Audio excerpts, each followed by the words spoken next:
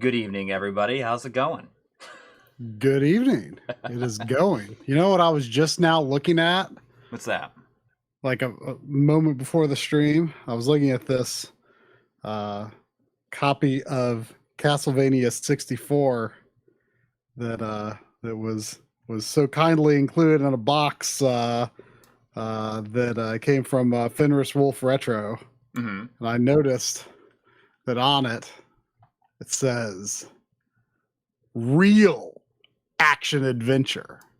Like that's the genre is it is real.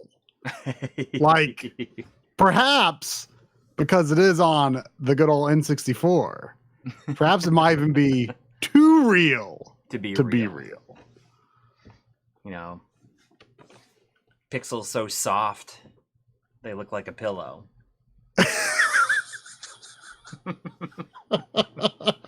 That's the best way to describe the N64, right? I guess that's one way to do it. You're wearing a festive hat. I am. I mean, I decided it was still over here. I was wearing it for a thing the other day. So you know what I could do? Throw this on. You got it. I could put on my yes, look at that, Sadie. It's my Streets of Rage hat. Did you get that from the Sega store? This came from young Scott on the back loggery. Oh, really? Yeah, when Lynn went to Scotland for a family thing a few years ago, and she met up with Scott there, who lives in Scotland. And he gave a package with some things for me and Drum too. And that was in it, huh? This was one of those things. Well, I do not normally wear hats like this. I normally put it on the wall. Oh yeah, are you real interested in this, Sandy? Are you real interested? Yeah. What is it? What is it? So some people are asking where I am, and I am over at the B-roll desk because hopefully everything's going to work here. We're going to be opening this thing up, the Evercade EXP, or the Evercade Experience Points, I guess. Ooh, Zane's dad has a super good point. We might be able to lay claim to this being the first stream that's ever played Evercade in Santa and Streets of Rage hats. Ever. I mean, I don't know. Someone might have done it before. But I'm using my overhead cam that has been woefully underutilized. And but I think it's going to be good because you've done this a few times. It's always fun when you do this. Yeah, and I got it set up now that it's like it is so easy to do, and I'm using like now that I have a GH6 for the overhead and I can use my GH5 as my camera, you can kind of see like you can kind of get an idea of like where things are pointed. Yeah, so I'm gonna open this up, and instead of like hooking it into anything, because it is primarily a portable system. I mean, it is a portable system. It does have HDMI out, 720p HDMI like out of a mini output on the top of it. But because it's a portable, and the whole thing about it being portable, I'm going to play all the games on the system, on the screen. So I can go like way into the screen, and we'll be able to play it that way. It's going to be an interesting little deal. By the way, how's the audio balance? Because I just now heard that notification like a lot louder than I hear you. That's probably just an accident, maybe. Well, I mean, as long as it's good for the stream. Yeah. Hang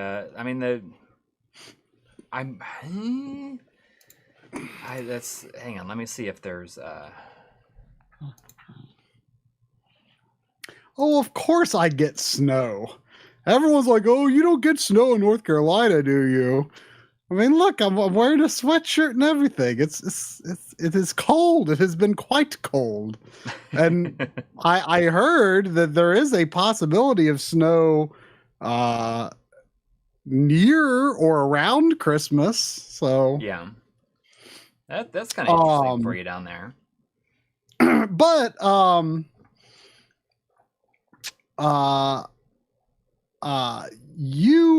mean, I know basically nothing about this one. Like, I didn't even know a new one was coming out until you said you were getting a review sample. And when I pointed out before we went live, I was like, oh wait, the stream title still says Beautiful Katamari. You were like, oh shoot, I'll make it Mega Man X. I'm like, wait, Mega Man X? Like, it sounds like I'm going to be surprised by some stuff here. Like that seems like a really high profile game to be on here. Yeah, I can turn myself up a little bit, but I got to go all the way up back to the mixer. I mean, I can turn myself up just a teeny little bit. But was it the Evercade or was it the XRGB-mini 2 that had Growler on it? You talk about Growl? Yeah, that was the XRGB 2 Mini. Okay, I couldn't remember what that was on. That was pretty good. Do you want me to turn it up because I can go and do it? But if it's turn not up like what? so bad, then I'm not going to mess around with it because I think that, like my levels are looking good. It really depends on how fast, like how loud I'm talking. So I have opened this thing and I put it back in the box so we can. I mean, some people seem to want. Well, Dustin Kramer's a video guy and says the balance is fine. So okay, good. We're good. Okay.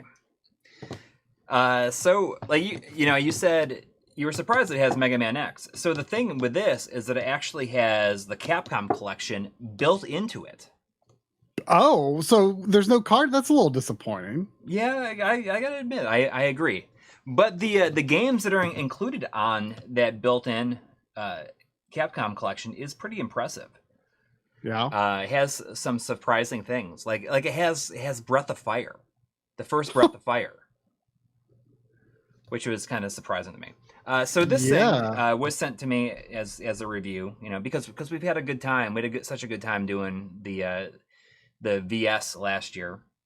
Yeah. And they said, oh, we have a couple of these. So Blaze Entertainment, who makes this, kind of had some bad luck in the last couple of weeks where they had like a truck full of the special editions or limited editions was like hijacked and taken. Oh yeah, I heard about that at some point. I forget when. So some people, I heard about had it pre-ordered and it didn't. Their systems were stolen. Ugh. They had some of these set aside for people they were already going to send to. So I mean, it's unfortunate that that it was sent to me before it goes to the people that had already paid for it. But they already had stuff set aside for that, and those people, I'm sure they will make good on it because it's not anything they could have handled or prevented. Yeah. So I'm gonna open this up. We're gonna play it. And then they sent me whatever games they had available. So I got some games right here. There's some good ones, including. That's right. Oh man, y'all. That's right. Oh yes. This is what we're excited about right here. Gaelco Volume 2, man. Gaelco. So I don't know what's on it, and I'm not gonna go straight to that one. Yeah. We'll save it for the middle, I guess. Yes. Got build up to it. Yeah, exactly. All right, so I'm gonna go ahead and open this up. I see Isunshin saying, I heard Capcom doesn't want their games on a removable medium for some reason. I don't know. I have no idea if that's true, but that would follow their trend of no physical discs for the native PS5 or Series X versions of Resident Evil 2, 3, and 7, and no native discs for the PlayStation and Xbox versions of Monster Hunter Rise. Like, what? Why? Like that's just seems so stupid to me. It does. Almost as stupid as what happened with the Final Fantasy Pixel Remix. Oh my gosh, yeah. Like it's been a stupid week for a lot of things. Yeah, I mean, luckily, Pixel Phoenix in the chat here was EXP was thinking of us, and assuming they don't cancel extra orders, hopefully he secured them for us, because he's like, oh my gosh, those guys are going to be asleep. Yeah. All right, so I feel like this is a huge improvement over the last one. It's just. You mean the physical unit? Yes, yeah. I mean, it's still like is plastic, but I feel as though the ergonomics on it are vastly superior. But probably the most interesting thing about it, I can go right in here, is that it has a tape mode, and an A and B button right here, so you can play the systems like this, the tape mode like this. What kind of screen is it? Do you know if it's like an LCD? So or it has OLED? an 800 by 480 IPS screen in it. Okay. Like, how would you say I mean, it's hard to really get a sense of it from the video. Like, is it like, it looks like it might be smaller than like a Switch Lite screen? Is it like a yes. phone I mean, screen? let me grab my Switch Lite and I can compare the sizes. I didn't think about that. You have a Switch Lite? I thought it was your kids. Someone hasn't been listening to, here's my question for you. So. Oh. Okay. So here it is. Like, did your kids give you their Switch Lites for Christmas? No. A person who like runs one of the it's like a thrift shop or a pawn shop, gave me a deal on this basically brand new. It has a box and everything. Switch Lite. Oh wow. For $85. And in that instant, I couldn't say no. How much was it? $85. Wow, that's pretty good. Yeah, so it's almost the same size. The screen is a good bit smaller than a Switch Lite. Yeah, and like obviously the screen is much smaller, but it's 100. So this thing sells for $150 US. And so it has the 18 games built in, but it also comes with the Irem Arcade Volume 1, which has some good stuff on it, including In the Hunt. Ooh. And R-Type. So it has R-Type, In the Hunt, Move Patrol, Lightning Swords, which I'm not familiar with, Battle Chopper, which I'm not familiar with, and 10-Yard Fight. I didn't realize Moon Patrol was an Irem game. I always thought that was American developed. You want to see it next to the pocket? Hang on one second. I mean, that's sort of a silly comparison since it's a horizontal versus vertical form factor. Although I guess if you're just curious, like, would it fit in my pocket? Yes. Here's something else I can show a size comparison with as well. So against the Analog Pocket, I mean, if you're playing in tape mode, it's a little bit thinner, I guess. The Pocket is thinner? The Evercade is slightly thinner. Really? That's actually surprising, because I thought it'd have to be a little chunky for the cartridges. Yeah, well, I mean, not including the screen, but yeah. But if you want to see it, its size comparison to the Anbernic RG353M. So this is. Are you doing a video on that? I am. I have like a couple page script on it already. So it's bigger than that. Yes, but this thing, the difference is nice. So this Anbernic doesn't take cartridges; it's all like emulators, and it just uses SD cards. But the difference is this: so this Anbernic, it's like solid aluminum. It's heavy. It's metal. Yeah, I used one when I met up with Jonathan Henson a few months ago.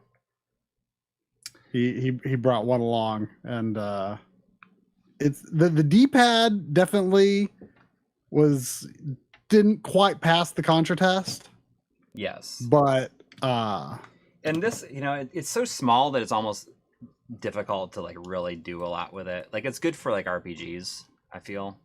But like I'm not gonna be playing a lot of fast action games on this thing. It's interesting though that like Breath of Fire, like, because is that like, I feel like, is that maybe the first RPG on Evercade? Maybe. Because a handheld system is so perfect for RPGs. So hopefully this will get it. Let me get it in focus here. What kind of output does it have? Because so it has a mini HDMI. Right, but then it's 720p. 720p. So the original handheld is also 720p. Yes. Yeah. So the VS or whatever you call it, I don't think you're supposed to call it Versus. I think it's VS. Yeah, that's what I said. It's VS. Yeah. That's the only one that has 1080p output. Is that right? I believe so. Yes. So I am routing in a audio cable so that hopefully you guys will be able to hear the audio. Okay. So we'll see. So I'm gonna go ahead. And gotta love them right angle connectors, man. Yeah, exactly. I'm obsessed. That's what it's all about. You got the little power light there. Hopefully I don't get a glare. I've tried messing around with the angles and stuff. Let me know if I'll do my best. Or if that's too loud, I can adjust the audio too. Yeah, Chauncey Gardner's wanting to know, is it charged? It is, but if it needs to be charged, I have a USB-C right below me that I can plug in. Apparently it gets 4 to 5 hours on a charge. Well, I guess we're going to be putting that to the test, huh? I guess so. So, you got your basic options, your display. How's that look to everybody? Is that... It looks pretty good. I mean, can you zoom in any more so we can just see the screen a little better? So I'm like, I mean, I can... That's about as I just as I noticed that the buttons are Xbox arrangement, which is probably consistent with the other Evercades. Yeah. I wish it was Nintendo arrangement though, since it's. So this is as close as I can get here. Okay, I think that's fine. I mean, it's quite clear, honestly. Okay, excellent. But it's small, but it's quite clear. Yeah. So you got your different scaling sizes. You got pixel perfect, full screen, stretch, and just like a normal like top to bottom 4:3. It's interesting that is done on a hardware level rather than like per game. Yeah, it's kind of nice. I guess it's nice that they do that because it's just that there's streamline everything probably. It's just that there's all kinds of games like that. That Alwa collection you have, like, is that widescreen? Like, isn't that like a widescreen game? It is a widescreen, but I mean, like, I'm like it's running natively on it, right? This is one of the like releases. Not everything on Evercade is emulated, correct? Correct. I mean, just like this, like the Alwa's Awakening and the Cathedral. We'll try those later. I bet you those are 16:9. Right. So I'm curious if you have things set for 4:3 or whatever. I assume that game bypasses the system setting. Overrides it. Right. And you can, there's different borders and stuff. Dustin Kramer says we should play Game Gear Micro with this setup for April Fools. I mean, I could do that. Oh, cool. I can tell how long I want it to be before the screen turns off. I was having a problem with that before. Oh, yeah. So yeah, I mean the options are pretty basic, different borders. Are the scan lines at all okay? Yeah. I mean, we can try them out, but I mean, it's not gonna. We're not going to see it very clearly here. I mean, there's subtle scan lines and strong scan lines. Ooh. I doubt there's interpolation, but you never know. So, looking at the games that are built in, so there's also. Mega X6, I think you missed what happened this morning. It's not a rumor anymore. They announced at like 1 a.m. last night, put a limited number of physical copies up exclusive to the Square Enix store. At like 3 in the morning. Oh, I think it was like 1 in the morning Eastern time, I think. Which I was actually awake, but I wasn't checking. Oh, 1 a.m. East. That's... Yeah. And so they're gone unless they decide to cancel multiple orders. But I mean, if they do, then I hope that there's plenty available because, you know, someone was able to you know, order some extras with us in mind. Well, so hopefully they don't cancel the extra orders. Because... hopefully they don't cancel, or maybe they'll cancel if it's like an obscene number that someone ordered. Yeah, you know, for scalping. I feel like it's going to be like it's not. What I'm wondering is, is the 1 to 6 what's limited? Like maybe they'll produce individual like 1 to 3 and 4 to 6. Right. Or maybe there'll be an English Asia version or an English Japanese version. You know, if that happens, then I'll order that as well to be safe. But not that I expect these to be particularly good. Although, did you hear that they took down the screenshots of anything that had text? What is going on? Like between like that and like everything that's happening with Twitter, like I don't even understand. Like the world, it's like it feels like so much has gone so many companies and people have gone crazy. But I just don't understand. They just like take the stuff that was, you know, like everyone could see it, but we're gonna take down those screenshots. Well, so supposedly but... there's reason beyond that to believe, based on some reporting, that they actually are improving the text for the console release. Well, that'd be nice. And that's why they took those down, because they're like, oh, wait, no, that's the old version. So anything that didn't have text on it, they kept up. Anything that did, they took down. Yeah. But then apparently there's still like even on the Steam version, there's like a stutter issue. So like these are still quite possibly not going to even be particularly good ways to play them, but gotta have them. Gotta have them. Yeah. Well, let's gotta be able to compare them to the original someday. We can come around that. Let's look at these games, and I can start playing the games. So I just like instead of going back and forth, like wait for us to finish talking about it. So there's 18 games built in the Capcom. Is that Bionic Commando Arcade? Yeah. Which is not great, but no. Are there any NES games? There are. So we got like 1942, 1943. 1944, which is CPS2. 1944, okay. The Loop Master. Bionic Commando, CPS1. So Bionic Commando, or Breath of Fire, Super NES. Captain Commando is CPS1.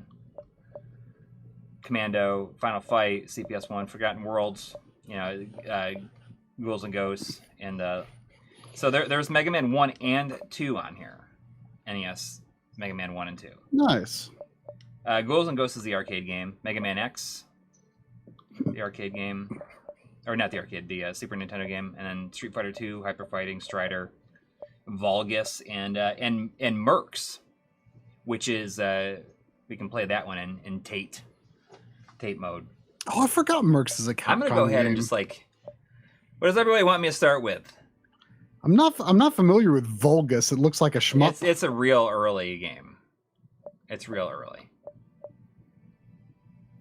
Legendary Wings, huh? All right, we'll start with Legendary. It's Street Fighter 2 arcade version? I would assume so. Is there any way to play 2-player on this? Oh, so this is the tape mode. So there's a button that says T right here. So let's see what happens when I hit it. Look at that.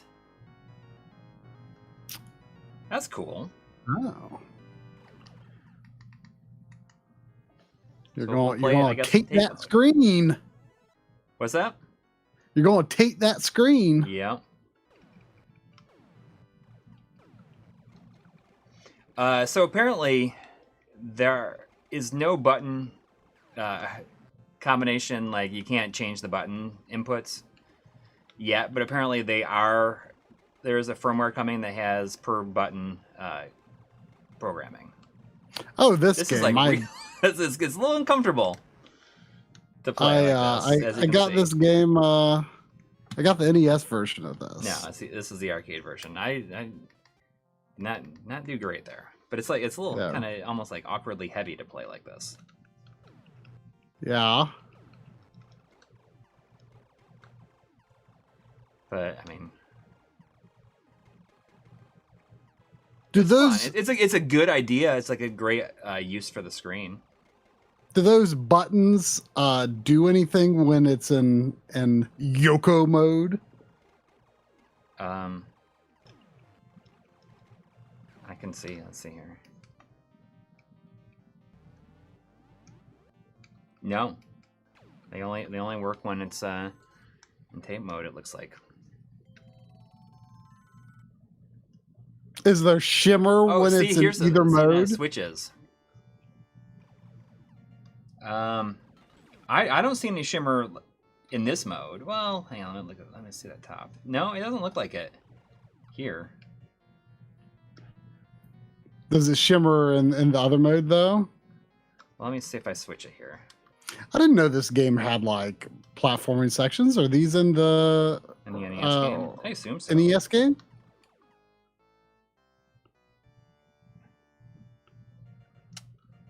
I mean, did I accidentally leave scan lines on?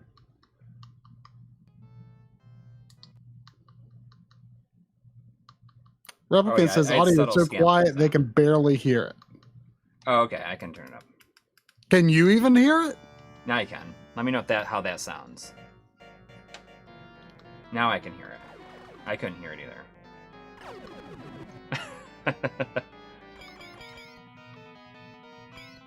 Oh, Rears to Blood finally finished the Dragon Quest XI post game. Oh, congratulations!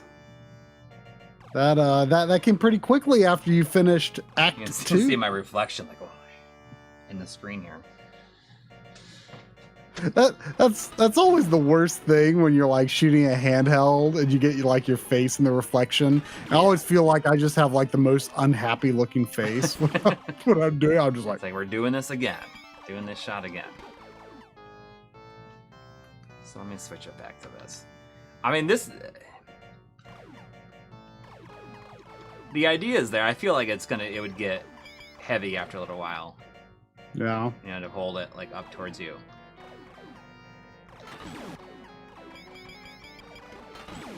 Let me know. Does the game sound better now? Now that I turned it up a little bit. I mean, I can't hear it, but that's fine. I don't need to hear it. All right, let me just. Ludicrous Fool wants to know how it feels. Like I'm assuming not necessarily just in Tate mode. Just in general. I mean, I think it feels like a lot better than the last one. I mean, it feels like, you know, like plastic. It feels kind of like a PSP 2000. Mm-hmm. Let's try Mega Man, just to see what an NES game looks like. I notice there's a lot of vents. Does it have a fan? I don't think so. Okay, apparently the audio is good now. Like that's filled in here. I mean, that's probably just for heat. These are speakers probably, and speakers down here. Yeah, how is the D-pad? That's always the question. You know, it's really funny that there's the PEGI rating on the unit itself. Oh, I never noticed that. I mean, it does have games built in. I guess that makes sense. I don't know if it's just me. The music sounds a little muffled. But it might be just me. Frank Bohr says Mega Man 1 resolution isn't correct. It does look maybe a little wide. Yeah, I mean, if I switch it to Pixel Perfect. It's hard to say for sure. If you switch it to Pixel Perfect, it's probably too skinny. For NES, I would rather too wide than too skinny. So when I switch it to Pixel Perfect, I see shimmer. Really? Yeah. And I didn't really see it when it's on the full Oh, screen. I can even see it. You know what I bet it's doing? I bet it is I mean, it's stretching at the 4:3 probably. Well, I think what it's doing is it's cropping. It's doing some cropping, and that might be. They might not be like they're cropping like the overscan, and that might be screwing up their aspect ratio calculation. Oh yeah. There doesn't seem to be really any sound delay. I thought it looked pretty good though on the on whatever the full screen, you mean? What did you say, full screen? Yeah, so the original ratio. So there's full screen, pixel perfect, and original. What were you on at first? So original is this. Is the fills top to bottom, but it maintains the 4:3 aspect ratio. It looks maybe a hair wide, but I don't think it's that bad. I would rather have I feel like slightly too wide shimmer on those than too skinny on NES. That's just me. I'd rather have slightly too wide than square pixels, because NES square pixels just looks way too skinny to me. I mean, you can see like the speed difference. You see like the quick stutter. I don't know if it's quick stutter. You could see a little bit of stuttering here and there. Oh, really? But not.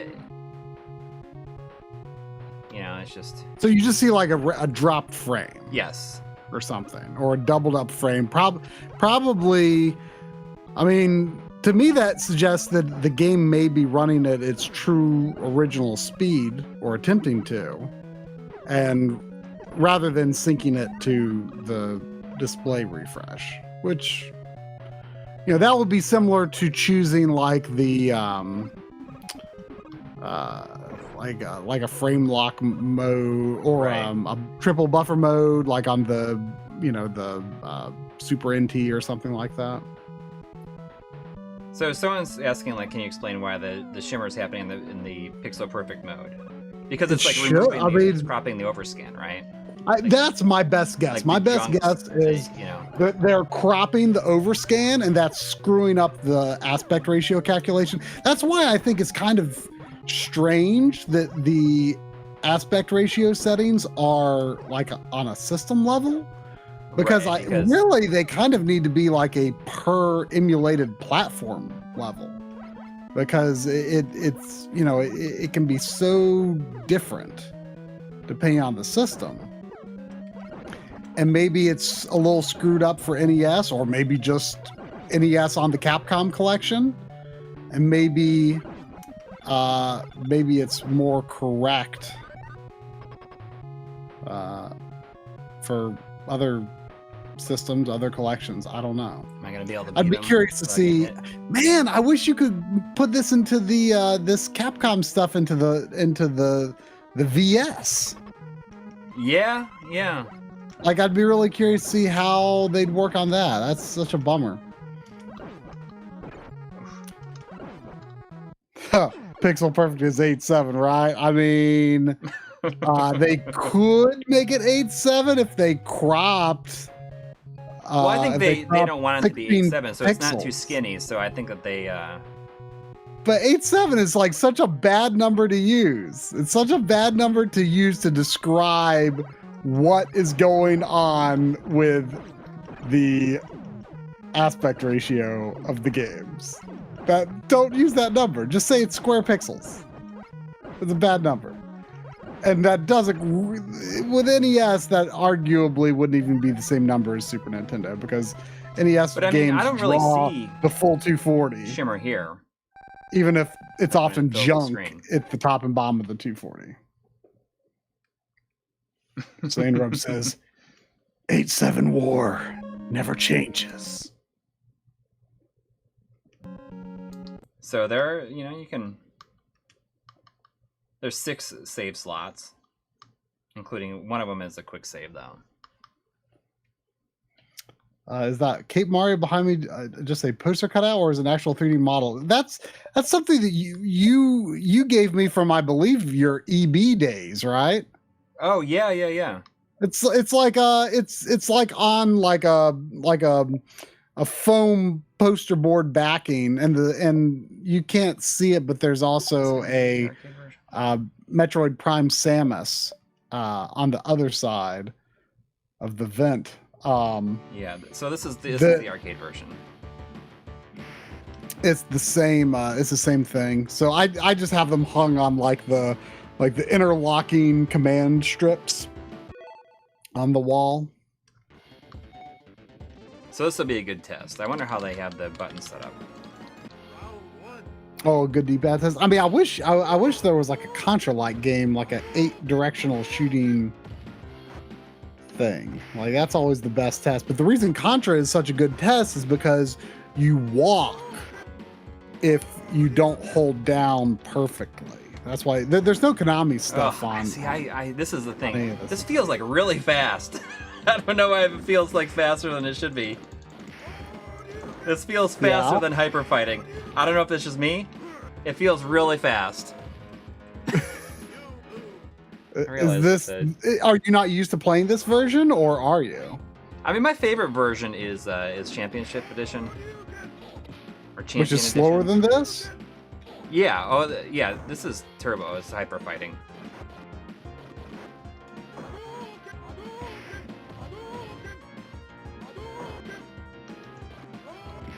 Zane's dad's wondering, are the games running at 50 or 60 hertz since it's PEGI? Everything feels like it's running at 60. At least that I played. But could it be a 50 hertz conversion running at 60 hertz, which would then be sped up? I doubt it. I'm seeing. I doubt that as well. I'm sure they're using I would expect them to be using the 60 hertz versions on a 60 hertz screen. I would expect that. I don't know if that's what's going on here, though. It's hard to say. See, I can't change the buttons. Municipal lag when hooked up to a TV or monitor. I mean, I would assume it wouldn't generate lag on its own. It would just depend on your TV's ability to handle 720p quickly. But if you want to hook up to a TV, I think your better experience is going to be the VS. I hate using the shoulder buttons for spheres. For some reason, Capcom's always like defaulted to having the shoulder buttons be like the fierce and fierce punch and what is it? Not forward kick. Forward is the middle, but it's like the two strongest attacks. I hate that so much, though. Yeah, I don't like games that weren't designed to use shoulder buttons to begin with. I'd never like it when stuff ends up on the shoulder buttons. Like I've always like kind of had a weird feeling about say like Castlevania on Super Nintendo using the R button for sub-weapons. This feels like it's a lot faster than it should be. I don't know why.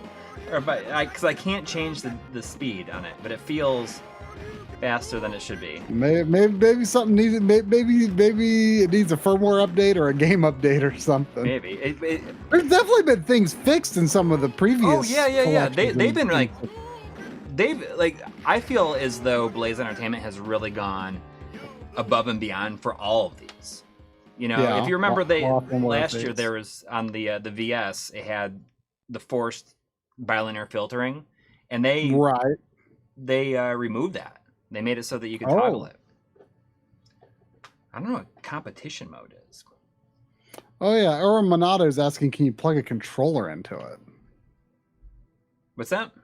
Can you plug a controller into it? No, not that it does not have any Bluetooth or anything. Oh, that's right, because you said that if you use it on the TV, you have to use the system as a controller. Right.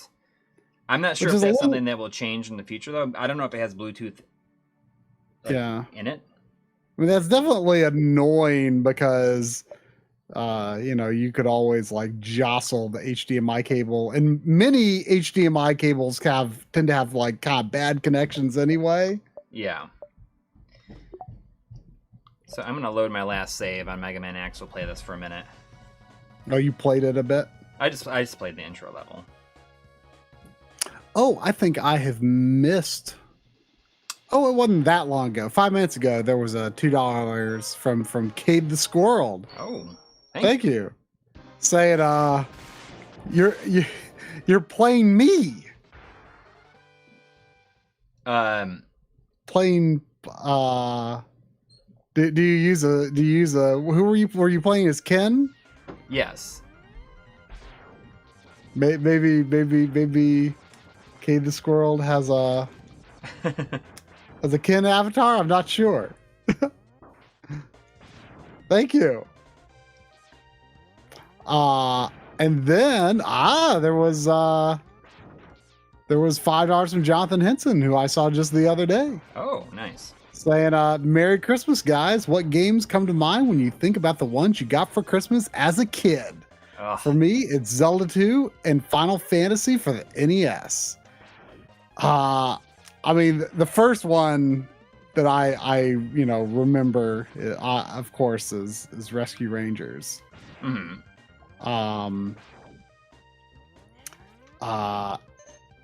And then after that, it would be, I had a real good Christmas in '94. It was, I finally got a Super Nintendo, which came with Mario World and All Stars as separate cartridges. And I also got Donkey Kong Country, which was new. And my aunt and uncle got me Mario Kart. So I was off to a real good start on my first day with the Super Nintendo. And those are the biggest ones, other than I've talked before about how there was one Christmas in the N64 days where I was like, you know what?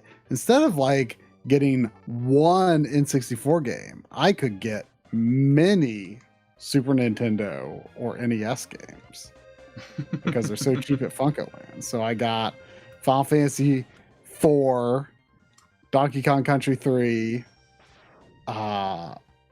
Mega Man 3, and Star Tropics, and one or two others. So that was fun. So those are probably my most memorable ones. I mean, I have a lot of Christmas memories because that is the time when I would get new games, And your birthday's the day after Christmas, like during the year. But at Christmas is when I would basically get everything I was hoping for. Like early on, it's stuff like I'll never forget the disappointment of getting Alex Kidd the Lost Stars. You didn't want it? No, I wanted it, and I just I did not like it. It was a huge disappointment. But like the year I got my Sega CD with Night Trap, even just like the year that I got my Genesis, I was just actually talking about this on the podcast the other day about the most memorable Christmas is 1989. Is when I got my Genesis. Yeah, and I got Ghouls and Ghosts and Last Battle with it. But my birthday is the day after, so I would usually go and spend my Christmas money on something else. Or combine your Christmas and birthday money. Exactly. Which is how I got like an Atari Lynx one year. But yeah, I mean, I talked about that Christmas 1989 a bit on the podcast because I got the Genesis, and then I went the day after and got Thunder Force 2 and Rambo 3. That's my best Christmas present. I always save any Christmas money these days for Video Game World. Oh no. Get out of there. Alright, I'll play a different game after I beat old Icy Penguigo here. Icy Penguigo. I assume there's no choice of region in this? No. Icy Pinguico. Icy Penguigo. Does everyone hear the audio good? Sorry, I can't get any closer. I'll have to work on that.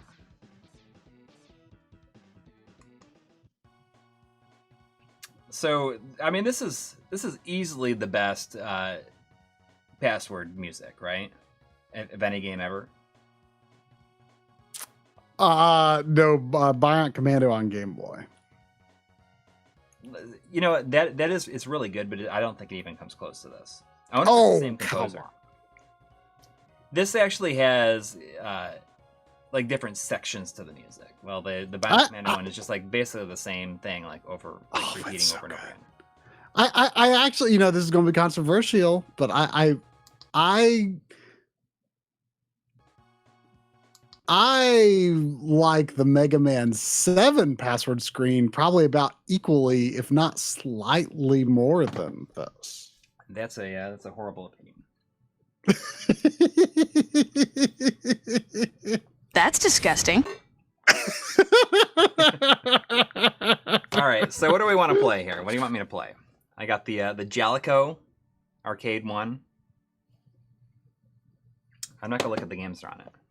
Oh, look at this one. I got the Renovation Products Collection 1. Interesting. Toaplan. That's it. Like, I wouldn't expect Renovation in whatever form it exists or had been sold off to even have. Let's play that. Like, let's put that in. Right. Like, I wouldn't expect the rights to those games to come with Renovation. You know? What's on there? It looks like Exile and a bunch of Valis stuff. Let's see. All right, so. Yeah, that's right, Mr. Do. We're on the look for that next alligator hunt. So the Renovation Collection 1 has Arcus Odyssey, Beast Wrestler, Dino Land, which is pinball, El Viento. I mean, that alone basically justifies the cost of the cartridge, probably, considering how much. Yeah. Not that it's a great game. It's interesting though. Like when you look at the graphics of that game and something about it just calls to you, you know? Yeah. You want it to be good, even though it's kind of just okay. Even Gyruss, like that is like this is a great collection. I mean, look at this. Granada. What versions are these all Genesis versions? What's that? Are these all Genesis versions? Yeah. Yeah, Wait, I don't think they did anything for any other systems. I mean, they might. I mean, is there a Genesis version of Valis 1? Yeah, I guess so. You want to play it? I want to see what that is. Yeah, check out Valis 1. All right. There was a 1999 from Sean Quinn. Ooh. Thank you, as always, Sean. Saying getting the ColecoVision was the Christmas gift I remember. I loved Donkey Kong, and it had the best port at the time. My disappointment was probably getting Human Cannonball for the 2600. 2600 box art lies. You know, that's what I read when or heard it in an audio interview that I watched on YouTube, or a video interview I watched on YouTube with Gail Tilden, who worked at Nintendo of America at the time that the NES was launched, and that was why they did the sprite based box art, because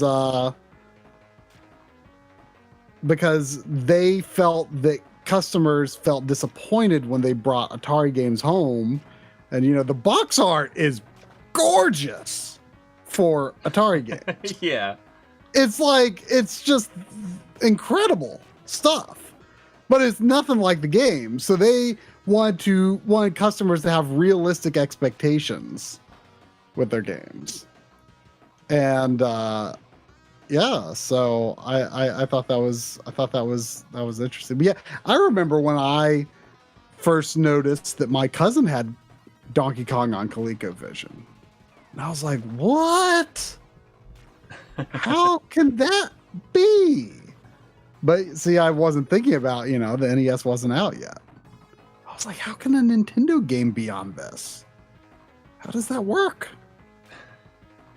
So is this Genesis or Mega Drive? I'm really curious because I had if there is a localized Genesis version of Valis 1, I had no idea. I know of Sid of Valis. Right, no, this was released in the US. I don't know if it's expensive or maybe it's Well, I mean, I think right. the Turbo CD one that you played, like that was a full-on like remake. Oh yeah. And it's a heck of a that's probably the best Valis game. I mean, it's incredible. Yeah. I feel like I gotta soften the image a little. Okay, bit. yeah, like here's I'm getting a little like moire there.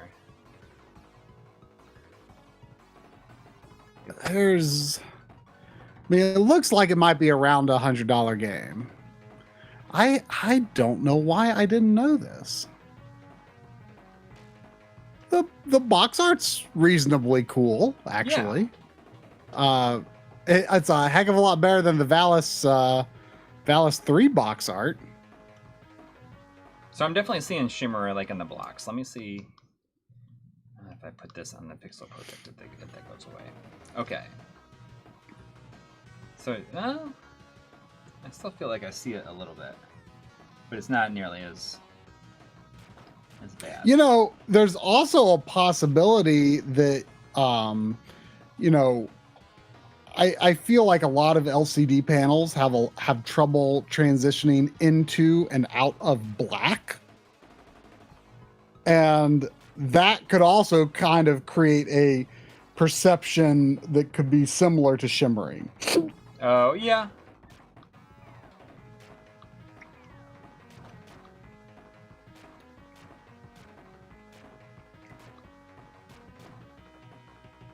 Oh, Drake fan says Valis is great. I've only played the Genesis version though. Didn't know it was a series.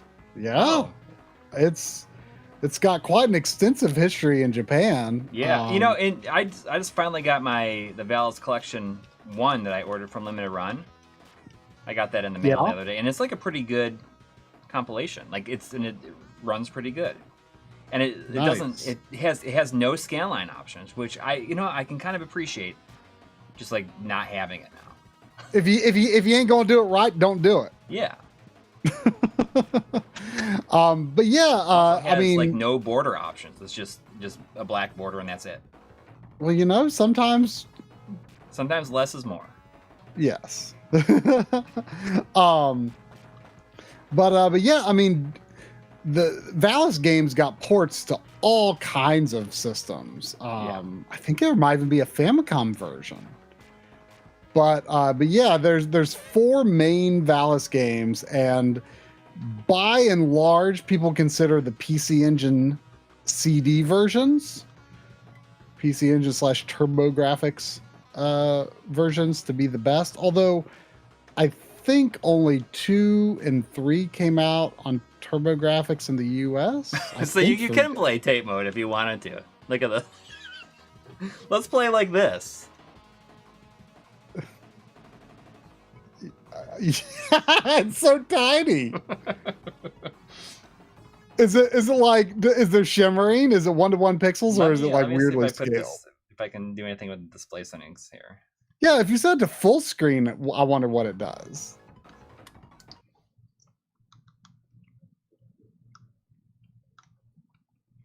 Mr. Dude beat Super Valis. How about like this? On Super Nintendo last week.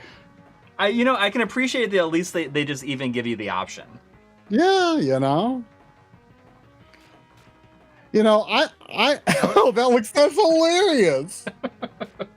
That's so funny looking. Yeah, I mean, I can appreciate that they just like, they're like, oh, if you want to do that, by all means. Just like the video I released this week. It's like, do what you want, man. Yeah.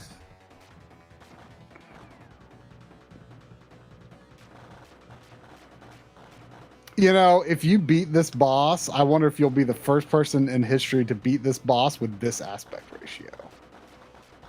With what?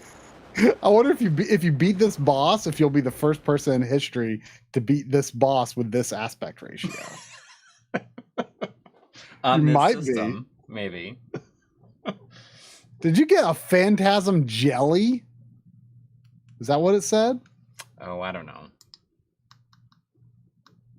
Oh, Aeromonato wants to know what's the context behind the skit at the end of this week's video. I would love to have hard data on, like, I wish I could just like put a poll at the end of the video that was, did you get that? Yes, no. I would love to know how many people understood the reference there. The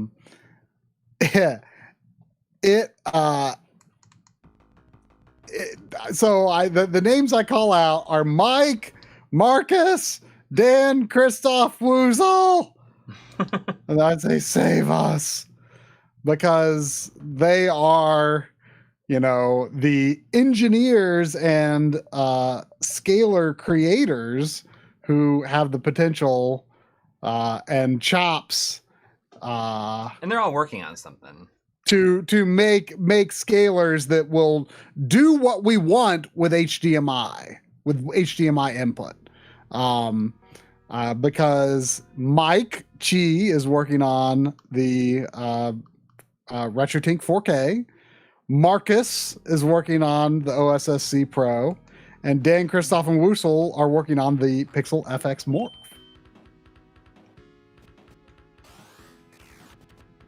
Tornado is approaching. This game is, I like it. I had it back in the day. Like, I bought it when it was new, based on EGM giving it really good reviews. And yeah, you know, it's okay. It's okay. I feel like it's not that great now, but it just has an interesting look about it. Yeah. Oh yeah.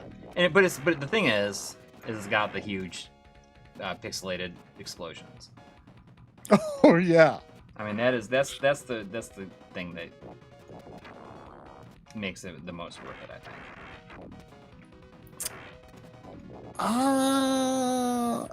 Hang on, I don't know how I missed these, but I've got a little bit of a backlog. Oh, okay. I didn't know if you'd seen them or not. Yeah. There was 9 minutes ago. I'm sorry about another Cade the Squirrel. Thank you. Saying, I would just like to apologize for filling your heads with M Classic and filtering propaganda. Loved the new video, even if our tastes greatly differ. Yeah. It was interesting hearing your thoughts on modern TV sharpening. I've always liked sharpening when done well. And, you know, I think the thing that I tried to express in the video, particularly toward the end, is, you know, modern video games on Switch and on PlayStation and Xbox are quite heavily filtered as it is. You know, they're often working up from lower resolutions than the system is outputting, using different anti-aliasing techniques and different image reconstruction techniques. And, you know, the developers are weighing the balance of the pros and cons of certain techniques and fine-tuning the strength of those techniques to give what they think is the best final image output. And, you know, and when it comes to TVs, you know, if you're outputting 1080p from a Switch or even a PS4 or something, like, the way that each TV upscales it is going to be different. There's no, you know, aside from arguably like, you know, a nearest neighbor upscale, which I don't think would look great for every game. It really depends on the game, and especially whether it matches the native resolution that you're doing nearest neighbor upscale from. But the point is, you know, an example I think of is how when I did the first 4K TV episode like 5 years ago, you know, I looked briefly at the TV that Drum had at the time. Right. And I remember very distinctly testing Smash Brothers 4 on it. and you could not get what felt like a neutral sharpness setting on his TV. It was a Vizio. And there was always, in Smash Brothers, there was always some sort of, just a little bit of a halo, no matter what you did. But that was just how that TV upscaled, which was different from how my TV's upscaled. So I guess the point is, there is no like definitive way to handle sub-native resolutions. And while I don't particularly like the way that the M Classic and 4K Gamer Pro do it myself, you know what? We're already dealing with filtered and upscaled content. So do it the way you want to do it. Wow, did you have one life and no continues? I think so. Yeah, that's pretty how it brutal. Seemed to happen. I didn't bother to see if there was continues. But creative staff, Wolf Team. So you know, it can be flexible how that is displayed. It's not the way that I want to do it, but I, you know, I can get behind it. And I found some situations where it's like, hey, you know what, this is okay, and I don't really see the downsides in this particular game. Yeah. But it's just, to me, like, yeah, there are times where like the M cable does do some decent anti-aliasing, but then there's also like, you know, halos and various textures or distant objects might be really smudged in kind of an illegible way. And it's just, I feel like what it does add isn't significant enough to offset what its detriments are. You know, it's not suddenly giving Switch games, like as I said in the video, like the quality of like anti-aliasing that you would expect in even just a game on the base PS4. Like, I don't see it as being that quality of anti-aliasing. But that's just me, you know? Like I said, it's okay to filter an image because that's how games are designed these days. Anyway. They're upsampled and all kinds of stuff. And then there was also, I'm sorry, I'm catching up on these. I don't know why I didn't see these because I was looking. Maybe I hadn't refreshed over. I just want to say that, you know, I see someone was saying, oh, there's no direct HDMI feed. The reason I'm not doing HDMI feed is because it's a portable device. And I just wanted to be able to show it with, it could be anything if I was just, like, you know, using the direct feed. I mean, unless someone's not viewing at 1080p quality, I think it actually is surprisingly, it actually, what you're doing here works surprisingly well.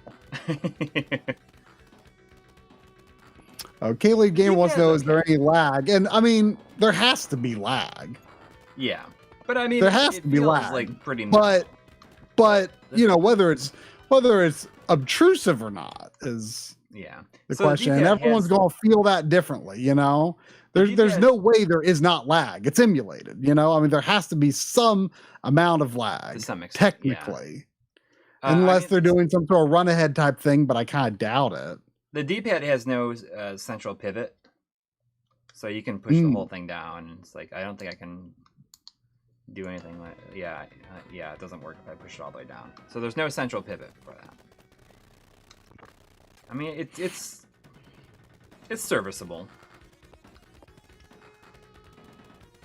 I don't know if it's better than a Switch Pro controller D-pad though. But anyway, sorry, this was 15 minutes ago from KS Hickey Jr. $5 super chat. Thank you. Thank you. Saying arcade version of Street Fighter 2 Hyper Fighting had no gameplay speed adjustment, but was influenced by the Rainbow Ed ROM hacks for Street Fighter 2. Oh, okay. I mean, I don't know what the Rainbow Ed is, but I assume that it's just, you know, there's so many ROM hacks and stuff. I don't know very much at all about all the versions of Street Fighter 2. I mean, I always thought that that's how, because, you know, all these ROM hacks had like mid-air moves, and that's why they added so many mid-air moves. Like the mid-air like Hurricane Kick and stuff. Oh, I can confirm with all certainty that Corey knows all about the magazine ad for Gyrus, however you say it. What about it? Madashi, he wants to know if you remember the magazine ad for Gyrus. Oh, of course. Gyrus. Of course. Yeah. Even I know about that ad. I don't remember it from back in the day. It's very slider famous. shot that I put on. I think I might have put it on my personal YouTube channel, and it was just like a very slow slider shot. And I think I got a copyright strike because I put that oh yeah. So, oh yeah, I remember that. You know the song from Ferris Bueller's Day Off. Yes. And I think that it may have got a copyright strike against it. Oh man. There was also a $5 super chat from every video game character ever made, or just his name is Dude Guy. Oh, that's a fun name, Dude Guy. Dude Guy. Saying, Dude do Guy you know 001. if they removed the screen capture feature from the LG OLED C1 TV? I wonder if they removed it during a firmware update and if I can roll back screen capture. Can you like maybe do like a freeze frame on something? I wonder. Like, I need to play Beast Wrestler because, you know, how can I not try a game called Beast Wrestler? I remember the box cover for this. Man, I does anyone in the chat know what he's talking about? I have to confess that I am not familiar with the feature he's talking about. I don't know if it's like freeze framing or if it like can take a screenshot to a USB drive or something. That is not something I know about at all. Screen capture feature. I mean, man, I wish you could just have a screen output from TVs. Like, wouldn't that solve like every issue in your life? Yeah. Basically, right? Maybe. I mean, I don't know. It's not going to help me lose 20 pounds. I mean, it might. You might have time to lose 20 pounds instead of fiddling with capture cards and a million HDMI cables.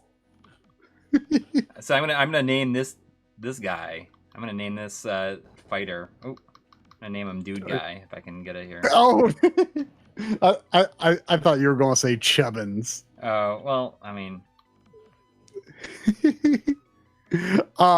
but I approve of Dude Guy. You know, I was capturing footage from Kirby and the Forgotten Land last night, and I kind of forgot that there's Chubbins. There's some very Chubbins like bunny enemies all throughout the game. So, Dude Guy, if you're still here, do you want your special attack to be the Magnum Dash or the Fling Screw? Oh, dude Guy feels honored. I know. So what do you gotta say? The Magnum Dash or Fling Screw? That's a toss up, I gotta say. Yeah. Both of them sound so this is like a fighter maker? Like what system is this even for? This is a Genesis game. This is a Renovation game. I mean, both of these sound like kind of dirty. Oh, Dude Guy wants you to go for the Magnum. Okay. Magnum Dash. The Trial Pro match. Here we go. Dude Guy versus Zenector. It's just a palette swap version of the same character. So I'm glad we could do that for you, Dude Guy. Even if I don't know what you're talking about with the screen capture on the C1. There was also a $9.99 super chat from Tony Escobar. Thank you. Wow. I don't know what's going on. Wow, this game looks like a thing. Oh! Look at it's like wrestling. I mean, well, it's just called. Isn't it called Beast Wrestler? It is called Beast Wrestler. I didn't mean it. I didn't think it would be like literally like actually wrestling. Oh yeah, you bounced off the ring with like a lightning bolt force field. Oh, come on. I don't know. Oh yeah. Suplex. Okay, hang on. I gotta see. You're like, I gotta get this game. I gotta see. I'm just button mashing. Oh. Where is it? Where is it?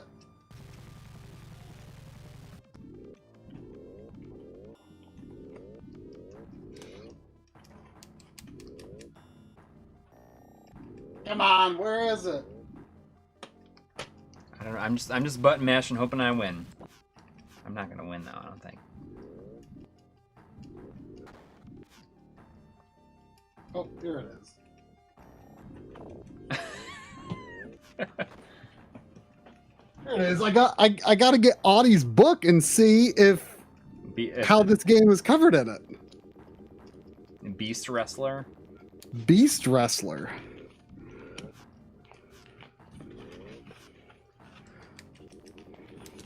I don't know what I'm doing here.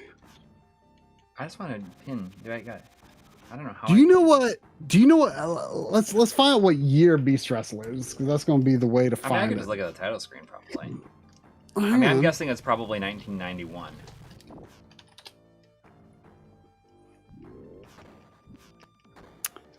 It is indeed 1991.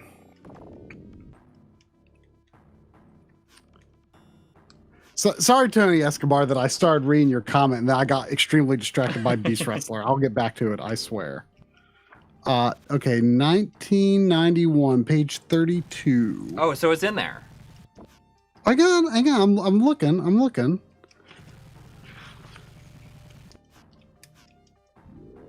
Shout out the book title. Oh, this even has say what? Shout out the book title. The book title is Wrestling with Pixels by Audie Surley. A good friend who has been on the show and the stream. There's a lot of things in this era though. There's like Fighting Masters that's got like a giant like lobster monster fighting like a giant metal guy in this game. No, this is another game. Oh, is it like not the Neo? And then there's King of the Monsters from SNK in here. There's two of those. That's on the that's Neo Geo game. There are like so many like monster wrestling games in this year. Oh man, he's got a pretty long write up on Beast Wrestler. What's the last paragraph say? What's the last line? Paragraph say? I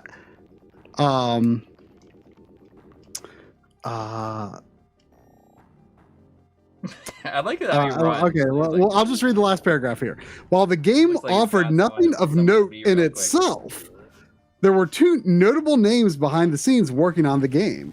Among the graphic credits, the name Kiku could be seen. This was, in fact, Eiji Kikuchi, the very same man who would go on to direct and create the Tales series for Namco.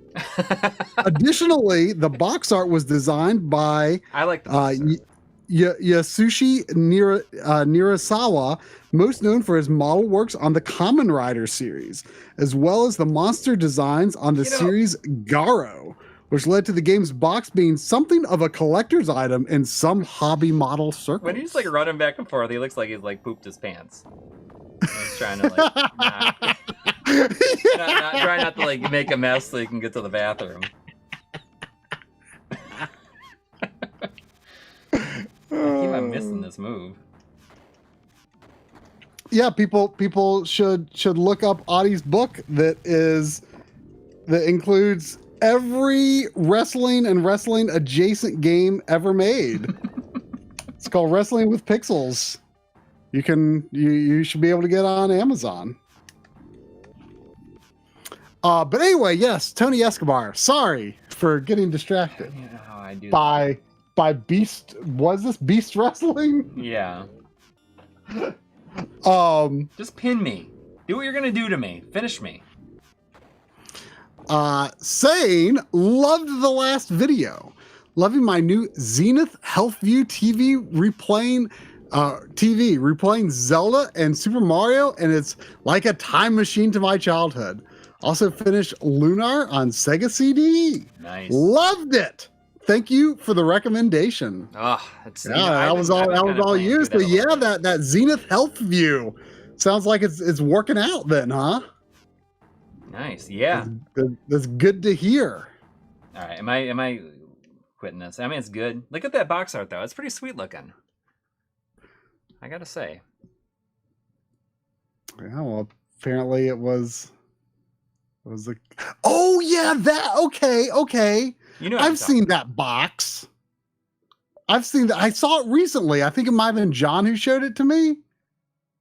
Or I saw it somehow. I forget why. All right, we're gonna play something else here.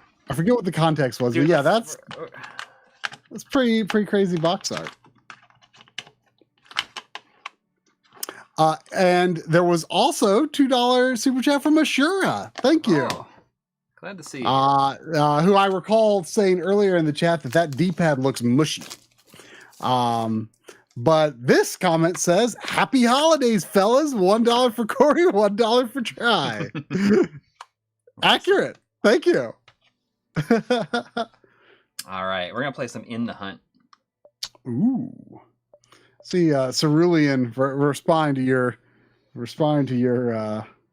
I mean, there were a lot of comments responding to your comment that he was doing a poop run, pooped his pants run. Cerulean says he's hitting the poop deck, which reminds me, I don't know if Doc Dragon is here in the MLiG stream chat tonight, but Doc Dragon always claims the last Backloggery stream of the year for his annual directorship. And it may not actually be the last Backloggery stream of the year. I think Drum might stream, but I will likely not be around since it is the day after Christmas. But it's the last Backloggery stream of the year that we can guarantee. And yeah, he's having a stream Sea of Thieves. So that will be interesting. I rented it actually from a Redbox back when I did the first 4K TVs episode, because there actually weren't that many games that had like proper 4K support and HDR support and stuff like that. So I rented a few games from Redbox actually just to get a little extra variety, but I just like rushed through whatever opening stuff there was, got to where I could go to land as quickly as possible just to wander around and capture footage. I didn't really pay attention to anything. And it turned out that like I had a character created already. So, which unfortunately looks like basically like the character I would have chosen or created. I seem to remember it being more like, here's some characters, choose one. Like, I don't remember it being like a proper character creator, so I don't really know how that actually works. But anyway, so I played the tutorial today, so I'd understand how to play. So I mean, it's an interesting game. I respect a lot of the stuff they're going for with it.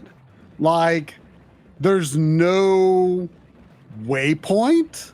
Like, you have to like explore and just see what you get into. Well, you have to like look at the treasure map. You have to then look at your sea chart and see like, okay, what island is shaped like this?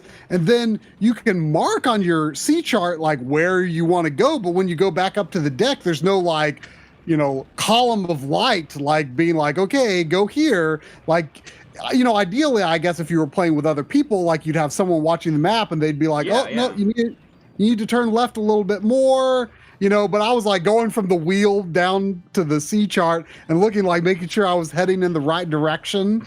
Like, it's a very sort of analog exploration experience. I can respect that, Yeah. God, it's just it amazes me just like how insane this game looks. Like the sprites in this game are so good. Is this the arcade version? Yes. Yes, the demo Kirby said right there. I like to see a Thieves how analog things are. Like the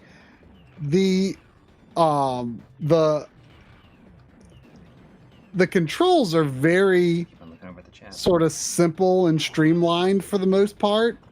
But you kind of have to do a lot of, I like it. It seems to be my kind of open world game, and the only thing that gives me pause as to whether I would be likely to get more deeply into it is, the online aspect.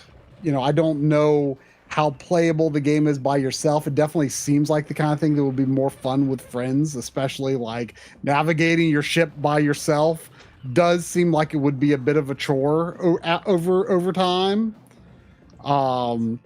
But I just don't know that the whole online thing would probably, I would like to eventually, play a good bit of it for the old rare after Nintendo, but it's kind of out of order, Yeah. because I need to do Viva Pinata.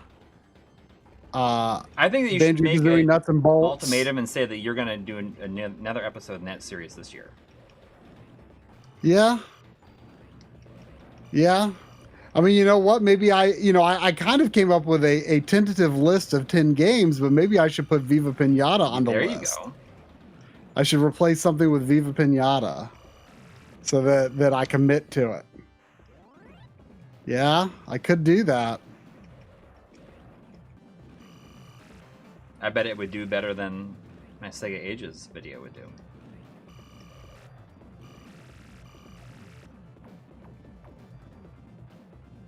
I think both of us are feeling pretty excited about content in the new year. Especially you were feeling pretty good after doing that video this week, and it's like that thing took you 8 days to do. Yeah, like I had the M Classic for a while, but I hadn't really done much with it. But I basically already knew what to expect based on prior experience with the M cable. Right.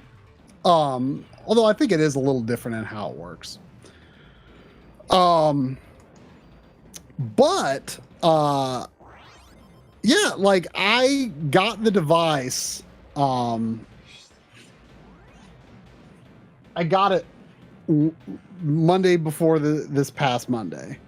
You actually had it in your possession and you sent it to me. Yeah. And I don't know why, but that like weird sub you're fighting, like it just looks like a sprite that I could imagine like is like a Final Fantasy boss. It does kind of look like a Final like a Fantasy Super boss. Nintendo Final Fantasy boss, just like that Totally. static, I see that for sure. highly detailed sprite. But anyway, yeah, like it was very like that was just sheer like just experience and building that kind of content, but also it was helped by the fact that it was just so easy to make comparisons. Like you just push the button on the 4K gamer, you just turn M Classic on and off, it's like it was so easy and effortless to make comparisons. Really, like the part that was the most time consuming were just like the little things I had to finish toward the end, gain the little bit of B-roll that was in there, just getting the shots that would go between transitions and stuff like that. And also I made a few more comparisons later on. And like what my approach with this video was, originally I was expecting it to be like 12 or 15 minutes, and it ended up being 34 minutes. And I still made it in 8 days, which was crazy. And like really there were only about like 3 days that I really had like the full day to work on it. I think that's good because sometimes we need to be reassured that like it is possible. It is possible. We need that reassurance pretty often, actually. Yeah. And it was reassuring that, like, hey, like, it is possible to, because that's part of why sometimes video takes so long. Because you're still, like, you didn't let it you're get away intimidated by from you in it. a way that said, like, how could I possibly ever get this done? Like, you just said, okay, I'm going to do what I can do. I'm just going to do it. Yeah. And this is a strategy I've used before, and really this is obviously the right way to do it, and I don't know why I don't always do it this way. Where I made the comparisons before I recorded any voiceover, any on-camera stuff. I made the comparisons, and I wrote about what I observed in the comparison. Right. Like, oftentimes I will write and just base it on the observations I make with my eyes. And then when I go to create the comparison after I record the voiceover and everything, I'm like, oh, well, but this game isn't really showing what I'm describing here. And then so I'll go through a whole bunch of other games to see, like, well, does this one really demonstrate it very well? No, nah. And then, well, maybe it really isn't like I am describing. And if I had made the comparison to begin with, I could have written the VO to fit the comparison instead of doing the opposite. And it's a much more efficient process to write to what you capture. And I should do that all the time. Yeah. So what's this? I've never played this. I've never heard of it. Lightning swords? I've never heard of it. Is it arcade? Yeah. I've never seen it or heard of it.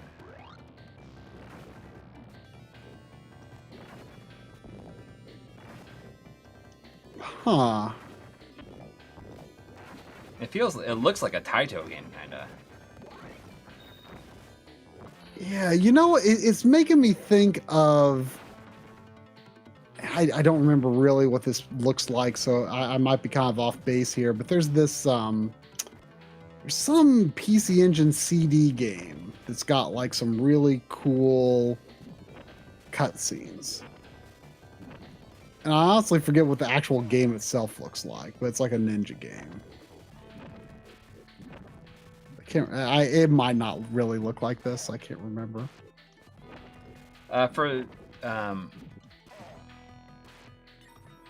Oh, sure. It says working on the final Project Echo system. End of an era. It comes with 18 built-in Capcom games, and I believe it comes with the Irem Collection 1, which is what I'm playing right now. So it comes with quite a few games. It takes a while here. I see there's a donation from Nana Cheesecake. Yeah, there was. Thank you. Saying happy Sunday yet again. Almost asked who was playing while Tribe was waving their hands around. Well, look, I'm playing whatever this ninja game is. No hands, Nana. I guess, you know, we had mentioned this last week, but next Sunday is Christmas. There won't be a stream next Sunday. Yeah. However, the following week is New Year's Day, and we will be having a stream on New Year's Day. Oh, that's right. It's going to be you're going to have ended up playing for a whole month. Yeah. Because my friend Chris is coming here on New Year's Day. He's like in the chat a lot of times. His name is Chris Shaman. He's coming up from North Carolina, and we're going to the Buffalo Bills football game where they're playing against the Cincinnati Bengals on Monday. But he's coming up here on New Year's Day, and we're gonna hang out. And he's like, I really want to be on the stream because we had talked about it a lot before, and him being here is just a really good way to do that. So he's gonna be on stream with us. Excellent. It should do you be have a lot of any fun, idea though. what you'll play? We don't know what we're gonna play yet. I thought it would be fun to play. He was really big into Spider-Man and Venom Maximum Carnage, but then I realized it's only one player. Oh, it's a beat 'em up, but like one player beat 'em ups don't make a lot of sense. that is that's always a deterrent for me. but we don't know what we're gonna play. I mean, it's Chris and I hard grew to up together, imagine wanting so we to have, play like, a a beat 'em lot up of- by yourself. In we most played a lot of cases. games together. I mean, but we'll find. I don't know. I mean, he was your manager back in your EB days too. Yeah. Actually, like, I mean, I worked there before him, and then he got hired and then became the manager pretty quickly because he has a really good work ethic, as opposed to me, I guess. In terms of, like, when it comes to, like, working a public facing retail, like, job. He has Well, I much mean, much more it very patience much turned and- out to be, you know, kind of his skill set, I suppose. Yeah. Because now, you know, he's like a retail consultant, right? Yeah. I just realized that none of these games have, like, any dip switch options, which is kind of surprising. I mean, I guess they Is want separation anxiety, is that 2-player simultaneous? Sean White says it's basically 2-player maximum carnage. Okay, well, maybe we could play that. I mean, it's a sequel to it, right?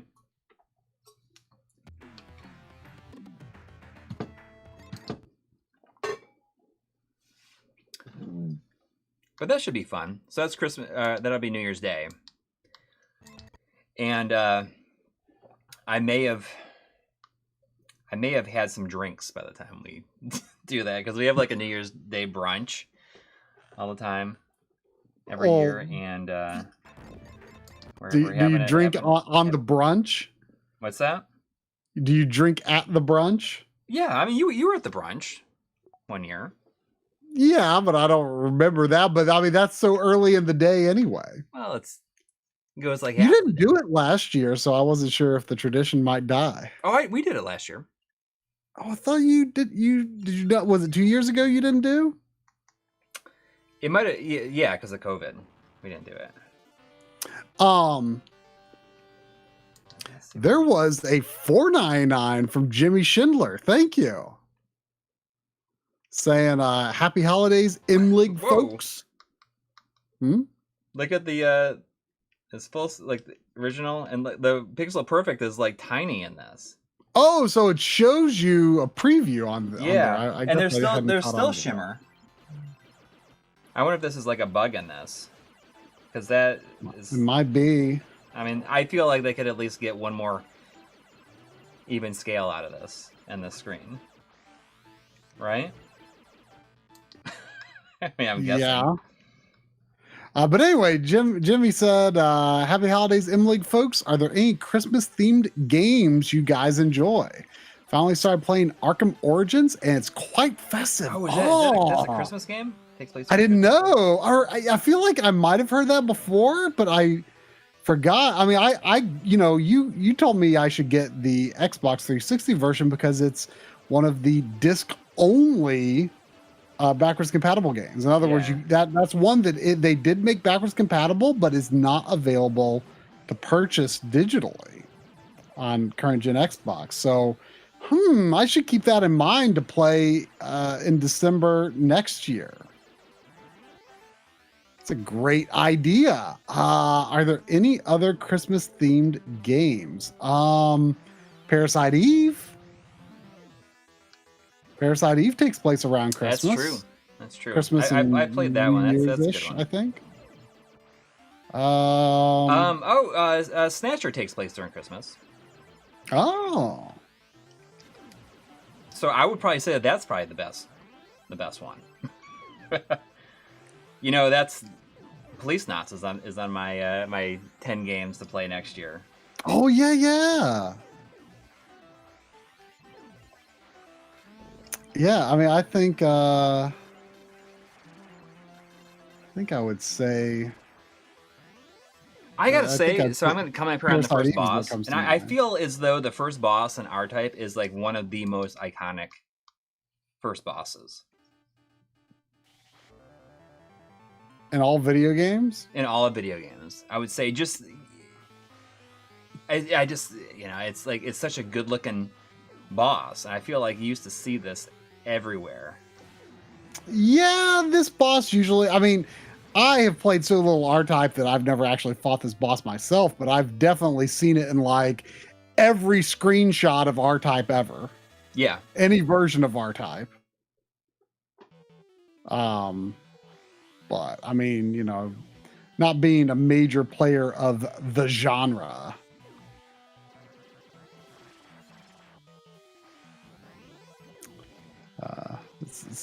I'm not going to think of that boss instead of Bowser. Well, yeah, but I mean, it's more of a it's an iconic boss, but I mean, it's not the most iconic boss. But I mean, like, then again, what is? But like if people were gonna ask me like, oh, what are some like really memorable first bosses? This would absolutely come to mind. Let's see, we got a $10 super chat from EB Chill 2. Oh, thank you. I noticed. thank you. I'm drawing a blank on what the question was, but I noticed that his question was on DF Direct last week. Oh.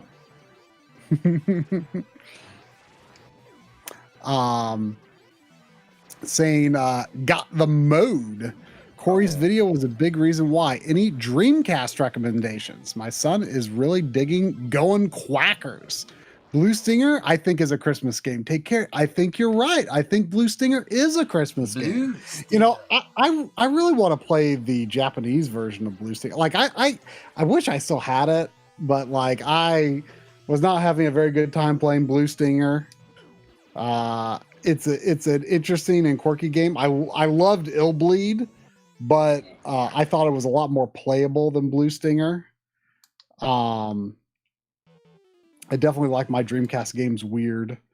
But the Japanese version actually has fixed camera angles in Blue Stinger. And it was like the camera positions were crafted by like some famous Japanese cinematographer, I think. Something like that. And I bet it's a lot better. But they made this behind the camera view for the US version that I don't think works all that well. Battle Chopper. If your son is really enjoying Going Quackers, maybe you should try playing Floygan Brothers Episode 1. I mean, isn't that like an adventure game? I don't know. I just really like the name. I thought you knew stuff about Floygan Brothers. Not really. Do you have Floygan Brothers? No. I mean, it's a pretty cheap game. You should have. I've almost bought it multiple times, but it's a little bit more expensive than I'd like to. I mean, last time I saw it like a year ago, maybe it was like it wasn't even behind the case. It's Floygan Brothers. What do you expect? Well, yeah, which means it's not expensive. I don't remember exactly what it was, but it couldn't have been expensive. So this helicopter, definitely, it's like a bipedal helicopter. Like, it has little legs that walks on. It's like a helicopter version of Opa Opa. Oh, yeah. But on Dreamcast, I really like Illbleed. Like, it's a weird horror game. Definitely not for your son. But it is weird. I really like it, mostly just because it's weird. There in the episode this week, I had, just because it was relatively easy for me to capture some Dreamcast stuff via HDMI through the M Classic. I had D2, Illbleed, Sonic Adventure 1, and I guess that was it. Obviously, Soul Calibur is amazing on Dreamcast. I've started calling it Soul Calibur. Oh, please. Not really. I did say that though, because I thought it was funny. Soul Calibur. I've not played much of the I've not played much of the Dreamcast version of Rayman 2, but I'm pretty sure that's probably the best console version. I played through the N64 version.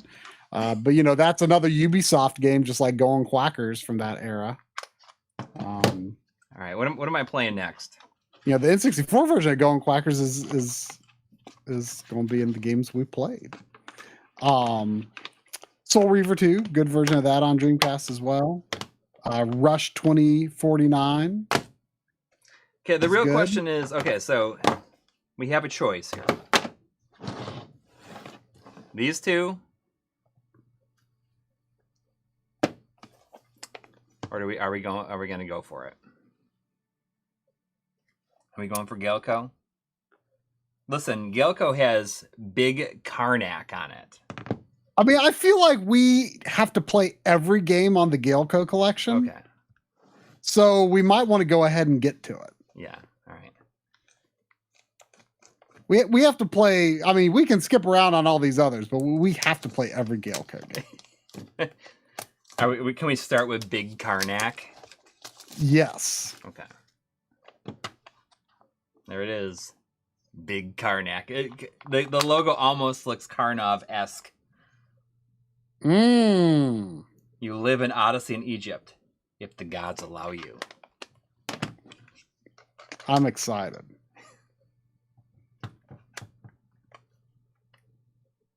Peggy 12. All right. So we got a Peggy 12. Big Karnak, Maniac Square.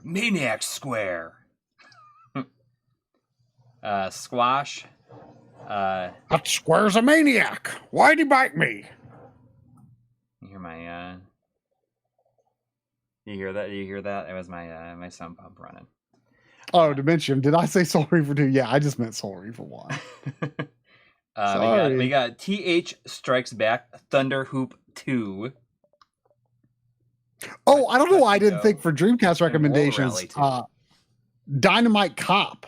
You gotta play Dynamite Cop on Dreamcast. Yes. Listen, you played Kraken in that game. Yes. The Kraken. The Kraken, of all things.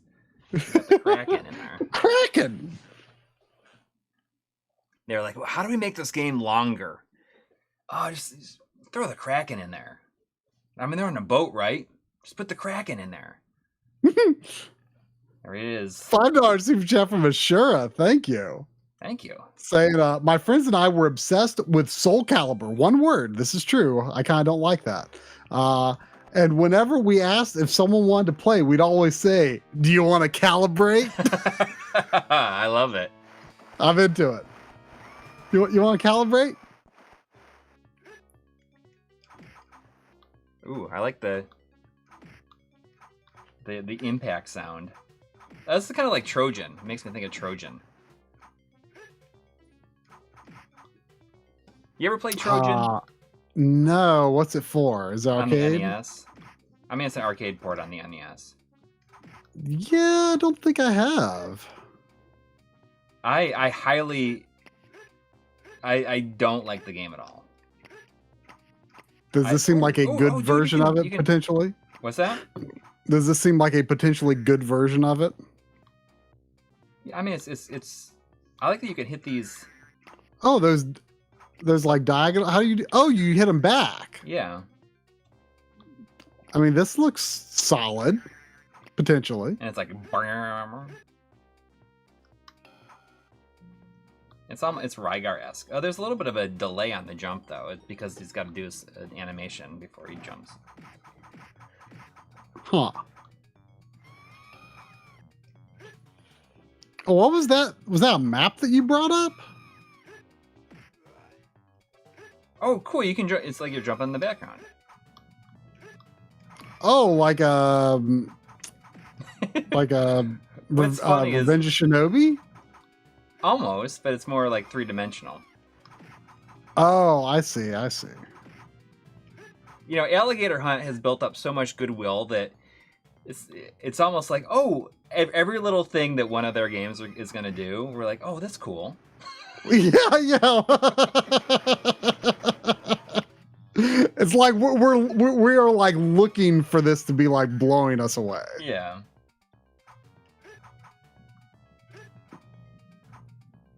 But Trojan, like I have like a weird memory of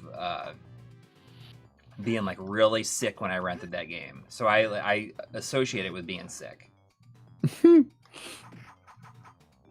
And it's like really, you know, hard to I associate for a long time. I associate Wario's Woods with eating the nastiest you pizza. see that?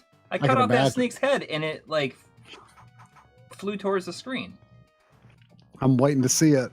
Oh man, that was pretty good. You know, I almost feel like, you know, if only you were set up to do this. Like, I feel like the Gaelco Collection Volume 2 kind of deserves the full screen Evercade VS treatment. Well, you know, maybe I will at the end of the stream, but we'll see. I mean, this looks solid. It's no alligator hunt, but it looks good.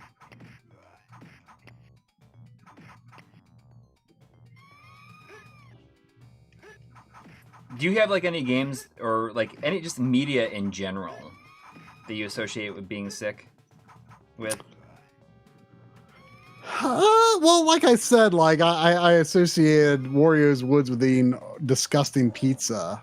But like eventually that passed. But like for a while, I kind of couldn't play it because it was just like, ugh, made me think of that pizza.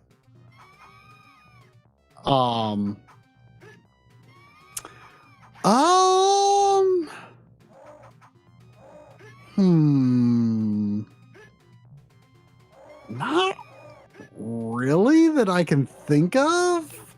Like, I mean, I definitely remember like, oh, like I was sick and I watched all of the Indiana Jones movies in one day, or I was sick and I watched all the Back to the Future movies in one day. But I don't associate those movies with being sick.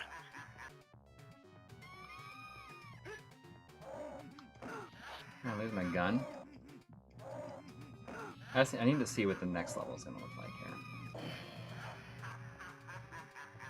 I think I talked about this not long ago. I associate the movie House 2 with having not slept in over 24 hours because of a backloggery marathon. So that's kind of like being sick. All right, we're gonna move on from this. Big Karnak. I don't know. Madashi, he wants you to rank it between Fuse and Chubbins. What, Big Karnak? Yeah. Or is it above or below Fuse and Chubbins? Is it within the range of Fuse and Chubbins or outside the range of Fuse and Chubbins? I mean, I don't know. I think it's like close to Chubbins. It's close to Chubbins. Now we're gonna try. What is this called? Maniac Square. Maniac Square. Is that what it is? That guy's a maniac. Why'd he bite me?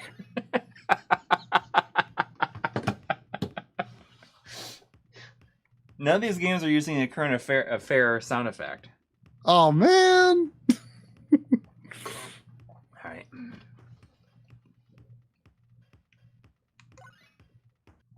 Why'd he bite me? Why'd he bite me? Oh, look at this. What an original game. Oh. Boop. You know, I ain't never played anything like this before. you know, I played Magical Drop 2 on the Switch Online while I was working on the episode. And I was like, oh, like this is kind of good. I can kind of get into this. I'd never played Magical Drop before. But then I saw a loose cart of Magical Drop 1 at the Limited Run store the other day. Oh. And it was like $20 or $25, which I was like, That feels like more than I would have expected a magical drop game to be.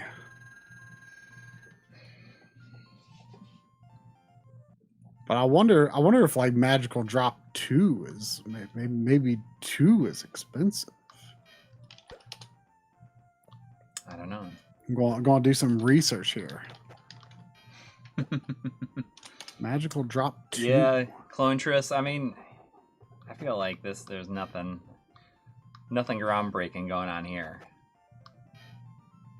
Why'd he bite me?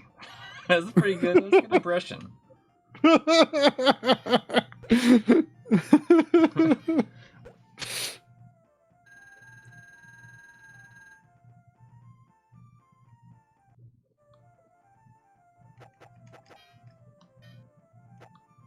mean, the music is like non-existent here.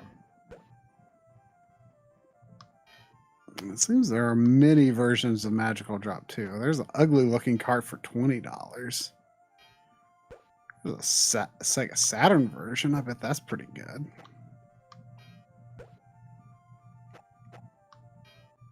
Oh, Magical Drop 3 though. One for Neo Geo CD.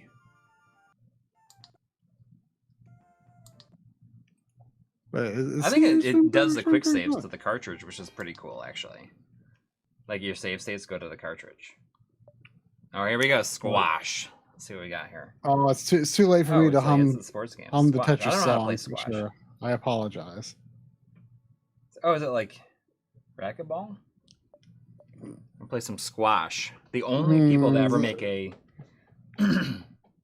an arcade. Someone wants to know if Clone Triss would or would not get your "That's good." Oh no. Yeah, guess not.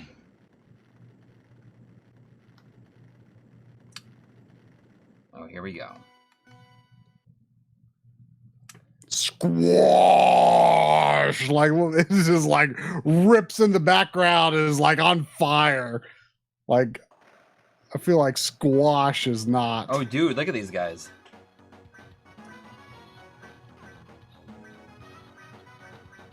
This guy kind of looks like you a little bit, with black hair. You see it a little bit? Yeah, sure. I like the guy with like the curly hair and the mustache.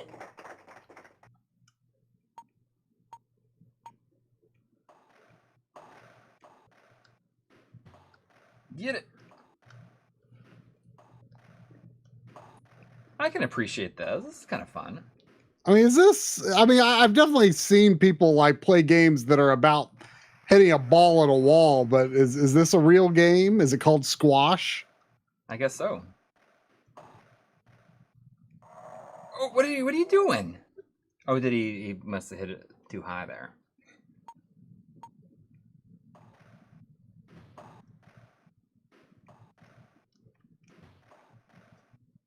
I remember at my school, my high school, at lunchtime, people played they just called it wall ball. Yeah, I mean, and they just threw the ball at the wall. Like there wasn't any rules to it or anything. I don't think you just like threw the ball at the wall and then caught it. Yeah. I mean, and there was holes all over the wall. I'm surprised they allowed it. Yeah, I mean, I see Stereo Monkey saying it's quite physical. I feel like, I'd want to die after doing something like this. It would be. Red Slug says, good. I know it as racquetball. Right, exactly. I mean, is racquetball and squash the same thing?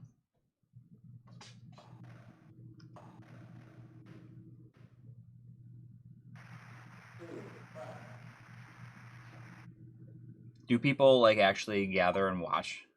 Oh, dude guy says squash is absolutely real. I replaced a water heater at a squash club. There you go. I love that the title screen of it though. It's like super over the top. It's like on fire and everything. So I'm confused because you keep going over to the other guy's side. I don't know if I'm. What determines who is supposed to hit the ball? I think you take turns hitting it.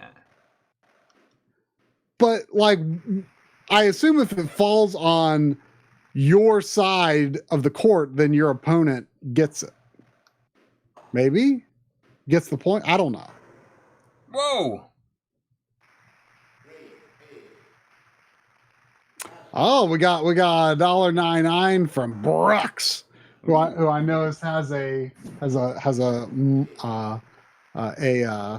dragon's trap smoking pig avatar. Thank you. Saying any plans for a 3DS Wii U eShop closing video, please? I mean, that's happening next year. Right? When exactly is the deadline on that? I mean, I know you can't add money directly anymore. Right. But you can still add it via Switch, I think. Oh, look at that jumping and clicking heels.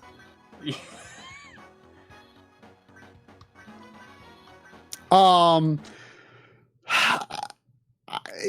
mean, I don't know. I feel like maybe. I mean, I feel like we don't have the experience with those digital storefronts that we had with the Wii. I feel like all we need to do is just talk about the stuff that we did play. It wasn't much though, because that was when we were like getting pretty hardcore about physical media. Yeah. So I don't know. I mean, it's possible. It's possible, but I do not know. I cannot guarantee it.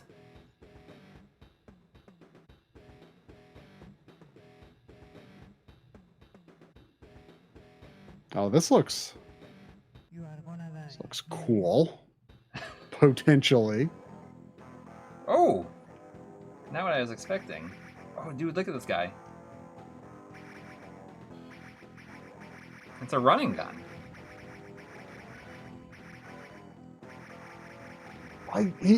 From this distance, he almost looks like. For a second, I thought he was. Jeez, he's like.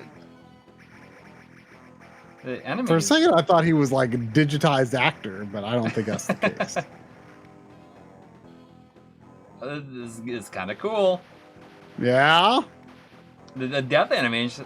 Oh man, yeah, they're. But she like gets like the women like get really like they blow up. And they look like they almost look like they're like they're just like whoa.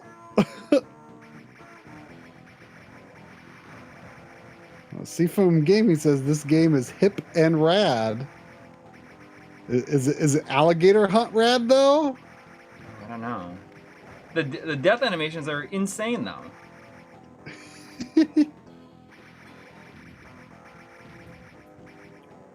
You can shoot down those meteors, it looks like.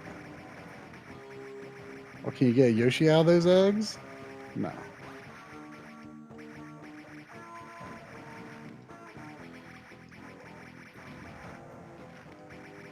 Can you test out the D-pad with this game? It's not that bad. Yeah. Whoa.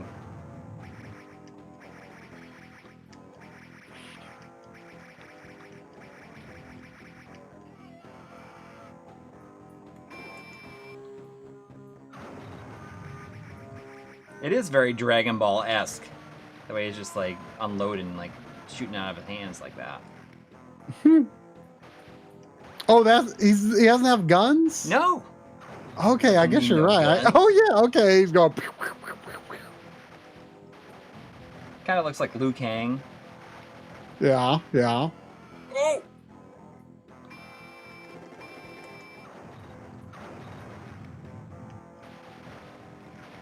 This is not what I was expecting.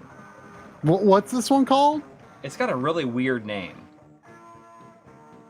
I thought it was gonna be like some sort of like space sports game or something like that at first. Does anyone know what this one's called?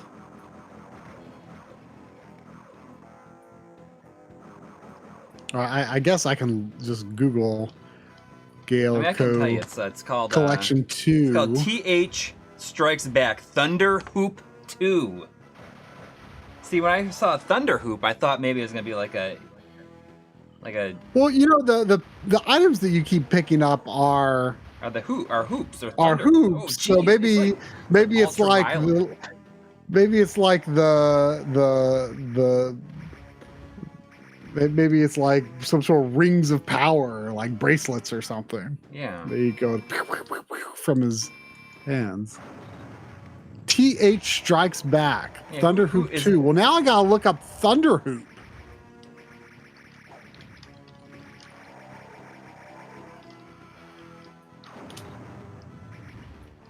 Let's see. Here's a Thunder Hoop long play.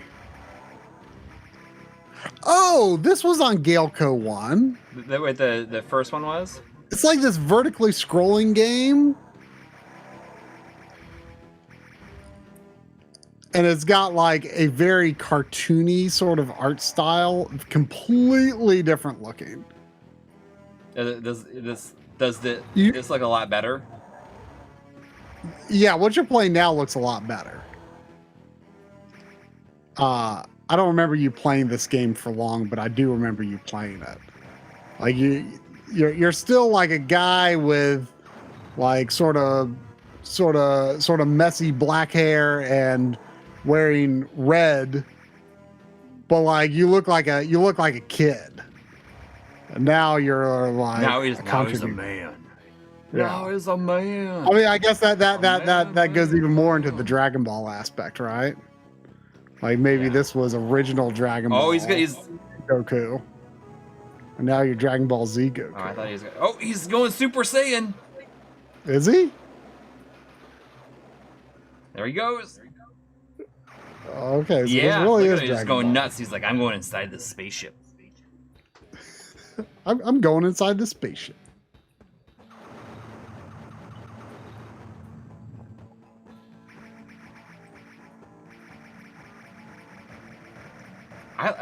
It's like when you kill the enemies, they just like pop. Maybe it's like It's like it's like Fist of the North Star. yeah, exactly. Oh, geez. Maybe does that happen in like in Ricky O, the story of Ricky? You ever see Ricky O, the story of Ricky, or ever heard of it? No.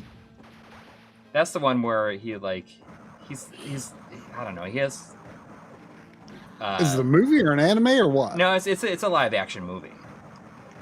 It's really hard to explain. This guy has like super strength, and he gets put in some futuristic prison, and basically he like fights everyone that's like in the prison with him.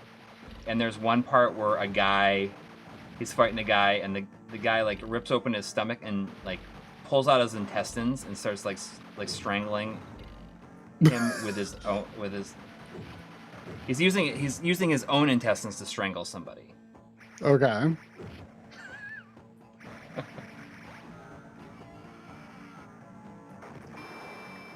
Wait, you mean he's strangling someone with their own intestines or his own intestines? His own intestines. He pulls out his intestines. How's that not kill him? It's like it was his like last desperate play to like to win the fight. Wow. Oh, Hattori Hanzo II says Ricky O is a manga first, I think. Also, Bison was based on the villain. Oh, okay, yeah, I could see that. I could understand that because he has like the hat.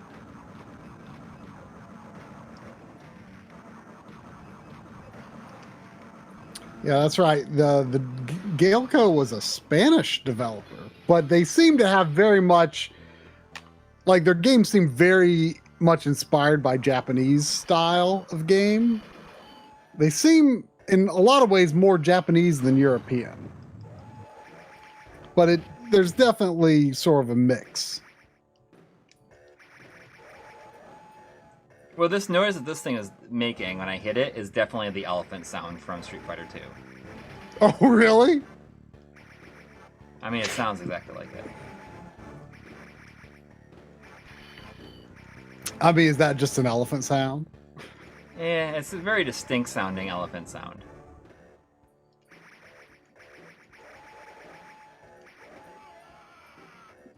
I mean, I wonder if anybody. Yeah, that's right. chat can East hear 10 that. was announced, wasn't it? Pixel Phoenix says feels so far away. Did they announce when though? The what? East 10. Oh yeah, yeah. I mean, they showed some screenshots of it too.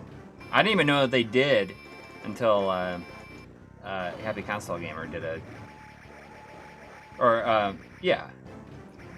Or no, yeah. Happy Console Gamer did a video on it. Johnny Millennium did a video. I didn't know about the screenshots, but I saw the logo, which I thought was funny because I feel like the color scheme and the logo is like exactly like Final Fantasy X. Yeah, well, it seems like it's going to have a water theme. Like you're on a boat. Yeah. Yeah. So I feel like whether intentional or subconscious, there's a little inspiration there. Yeah.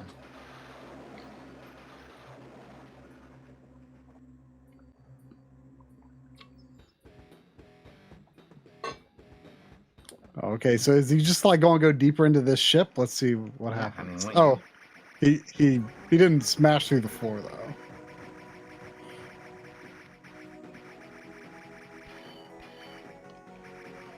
The music here is pretty good now too. Oh, it has a bonus stage. I think no. Koala Cola is asking, or Koala Koa, excuse me, is asking, do you guys believe it's worth a large price tag for this handle compared to other retro handhelds? I don't really know how much others, like how much does the Ambernet cost? Do you know? The one that I have, I think it's like 270 or 170. And this is 150? Yes. But I mean, the thing is that this that one has like really like pretty cool like metal body build quality. And right, stuff but like the difference is, I mean, this is This for uses people who want to be able to buy cartridges and have these games like on cartridges. I mean, yeah, the I Evercade don't. is just I don't. like it's just a hunk of. It's a great device. But it's for it's for installing emulators too. Yeah, it's just like the front end is like RetroArch. Yeah. But I like this game. Yeah, but like Thunderhoop. I don't think it's really the same audience. Like if you're interested in Evercade, I think you have to be interested in it for the idea of it having collectible cartridges. Which is why the Mega Man or the Capcom like completely legal. The Capcom thing is disappointing. Oh, look at how these dogs explode! My gosh, or whatever they are.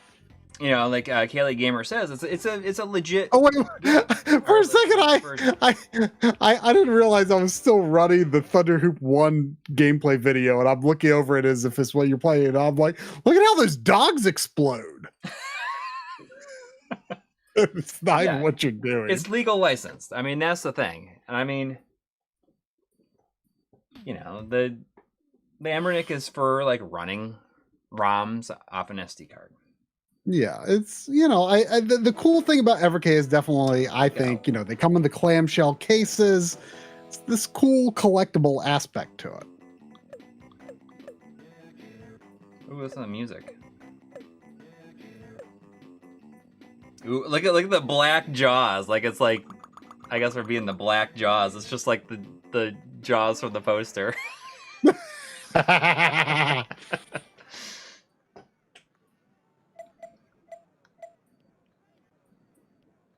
Only one button to jump and shoot.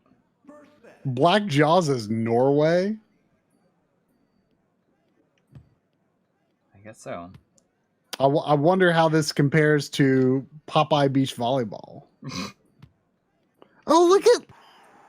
That's like actually really cool how that like close-up had like the depth of field behind the player. Yeah, right? That's like kind of insane, actually.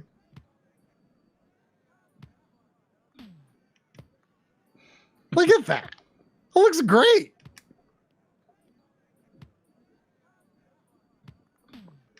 Like, you know, I mean, not all of their games are amazing or anything, but there's definitely something about. But they're trying to do something. They were trying to do something. Like they clearly had some talent. They clearly were inspired by a lot of very good games. You know, there is talent on display here. I like the cut of their jib, you know? Yes. I see the dude guy is asking if you can play the cartridge on the TV screen. So this has a HDMI out on it, but also like if you don't want the portable system, there's the Evercade VS, which we streamed last year. Yeah, and that's just like a console to hook up to a TV. Yeah, for these cartridges. How much is the VS? I'm going to look that up. I don't have any Evercade systems myself. Well, I'm going to send you this one. Oh, the VS is only $95. Huh. That's like kind of tempting, actually. Yeah. It comes with a Techno cart. Right. How much is the Gaelco collection? I'm going to look that up. No, the cartridges all work on everything. It uses the same cartridges. So these cartridges will work on the VS. They all use the same one. But you're right about that Capcom. It's too bad that you can't get that on on another system. Whoa! Oh. Yeah. Namco is blocked on the VS? Really? What does that mean? Oh, you know what? When they sent this to me, they said, "Oh, the Namco will work on this." I didn't realize what that meant until just now. Oh, I didn't know you could get the Evercade stuff at Best Buy. Oh, really? Man, the Gaelco collection is only $20 at Best. I mean, you can get it at Best Buy. You're thinking about it, aren't you? And you know they do a thing where you get now if you hook it up to the internet, it lets you download it downloads a new free game demo every month. Really? Yeah. That's pretty cool. I think the most recent one was one from John Riggs. Oh man, on Best Buy there are it's got an average of 4.8 star reviews, the Gaelco collection. Out of only 4 reviews. Here, I gotta see these reviews. There's a 5-star review saying, "Great selection of arcade games I never knew existed with a strange and interesting history. Glass is especially fun and 90s-tastic. Very cool to be able to own these on a physical cartridge. If you own an Evercade, this one is a must-buy." There was a 4-star review saying, "Cool games. This is a reason why I enjoy the Evercade. I can find games I never knew existed before. Alligator Hunt and World Rally are my favorites from this set." Yeah. I mean, this has World Rally 2 on it. So. And there was a 5-star review saying, "Fun. Some really great arcade games and this cartridge collection." There was another 5-star review. "Great cartridge. Another great cartridge for the Evercade. I love these legacy arcade and console games." You can buy the Evercade, the Evercade VS system for the same price as Final Fantasy Pixel Collection with shipping after shipping. Yeah. Not that they're not related at all, but it's just funny. So here we go. World Rally 2. And I really like the World Rally 1 because it's it's like a Overtop or Neo Drift Out on Neo Geo, and I thought that those were unique games, but it was clear to me after playing World Rally 1 that those games ripped this off. So I'm curious to see what they did in the sequel here.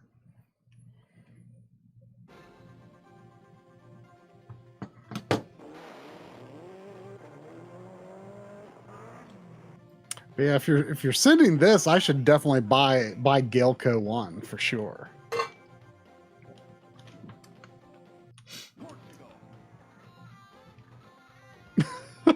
What? There was a 5 Canadian from Matthew Roy saying, "Cloth baffles me." Mark Duddleson. I love this quote by Tribe. Merry Christmas. I don't know if it was you, but someone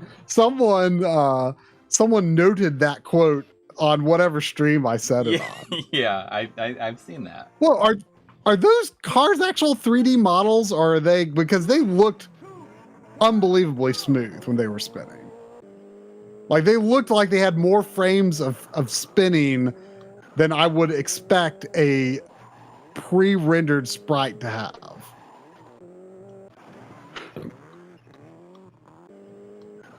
I don't know.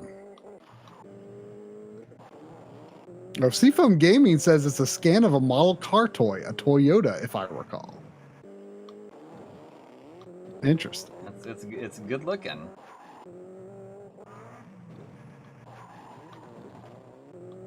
Can I drift? Yeah, I don't have any Evercade stuff, so if you're saying me that, I need to get that Gaelco one for sure. I mean, I feel like $20. But do you feel like you'd get more use out of the VS? I absolutely would. And you might as well get that. Well, yeah, but it doesn't come with Gaelco. I mean, I absolutely should get the VS for sure. But you know, I can get that. I don't have to get that like right this second. I do feel like this, like the screen, like it would be nicer if it like was just a little bit bigger. Yeah. Not, you know, because the bezel is really big. Yeah. But I mean, it probably just came down to whatever they had available. Yeah, pretty much.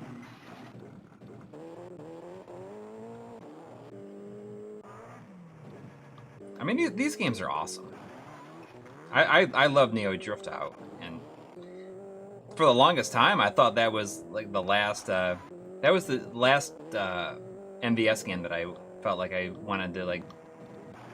That I wanted to have, I guess, that I really actively seeked out.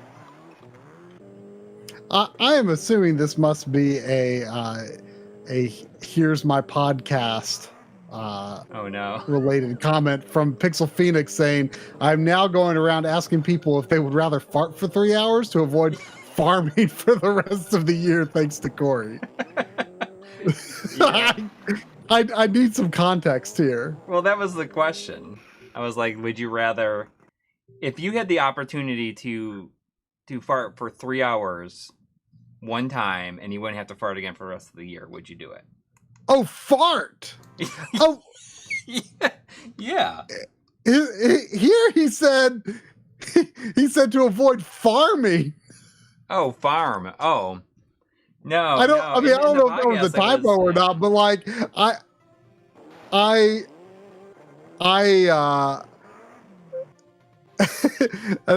don't know if that was a typo or if he actually meant to write farming. Yeah, but I actually like the idea of, like, you know, two things that have absolutely no relation to each other. Like, I would 100% fart for 3 hours if it meant like I had to regularly farm throughout the year otherwise.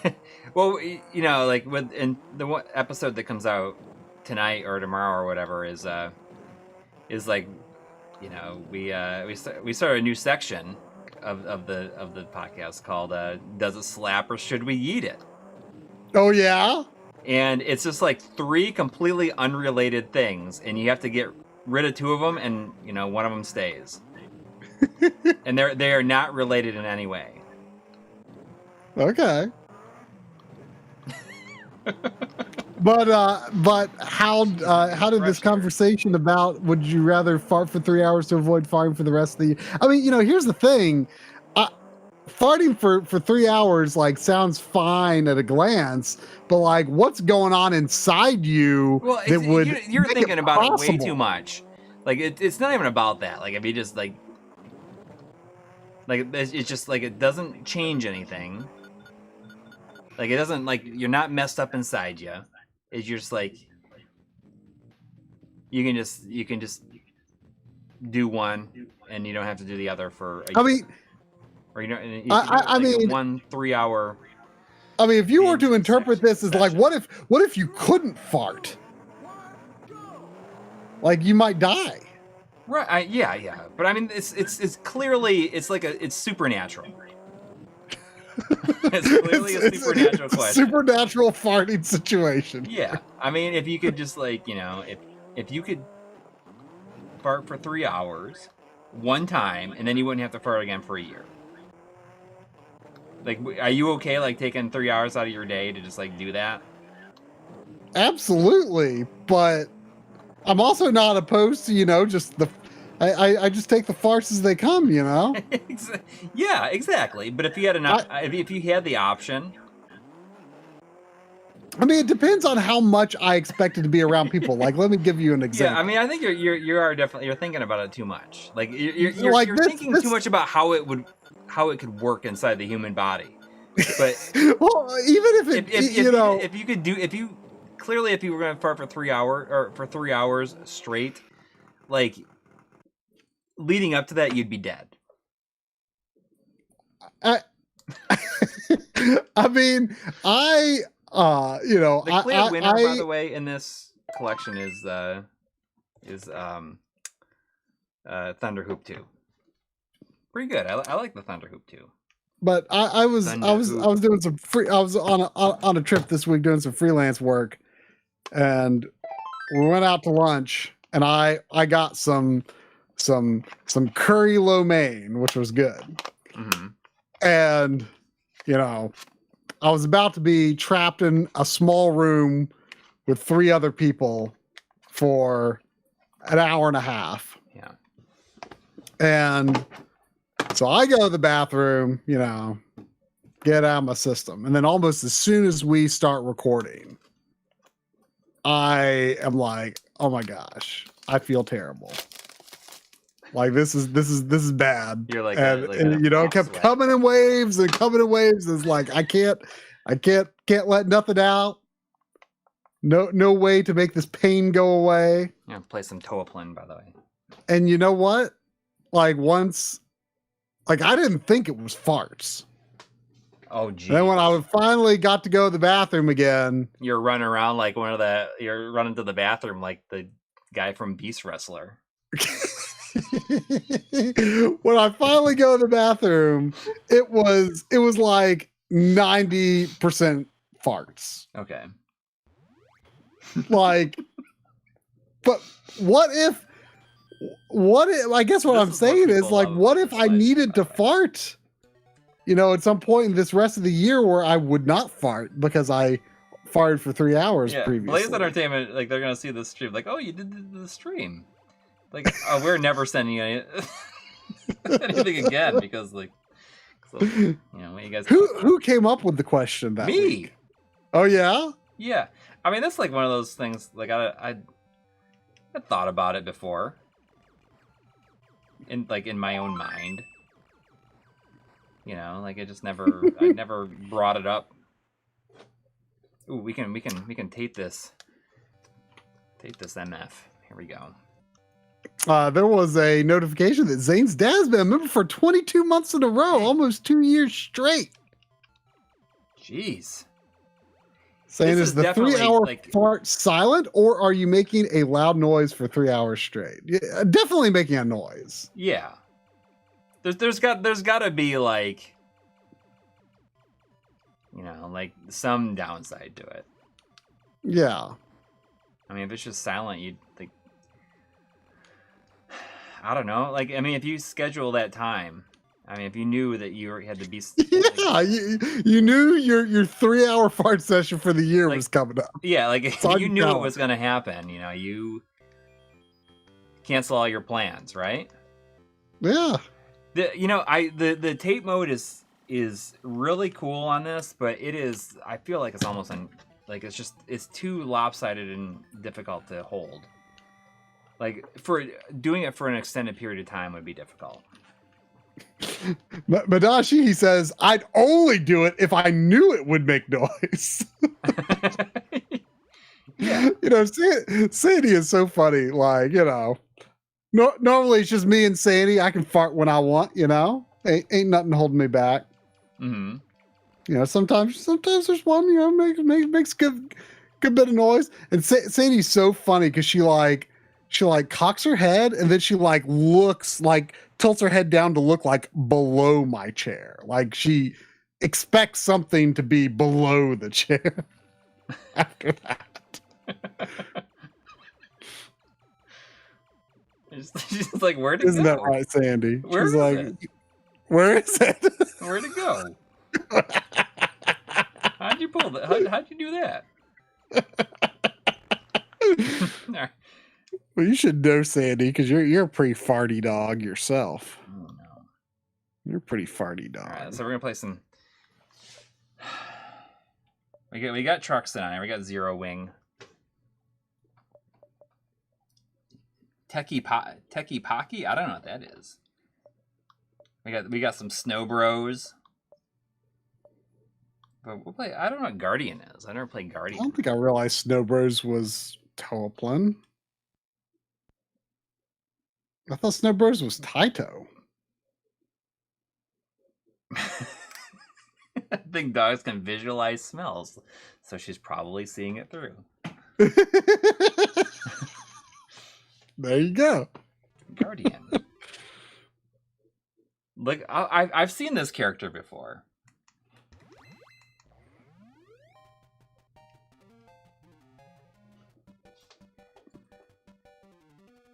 Guardian. It's an auto scroller. You know, there are 342 concurrent viewers listening to us That's cool. talking about all these farts. Yeah, they're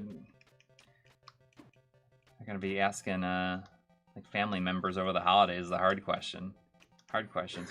Sure says she's seen a ghost. Farts are ghosts, guys.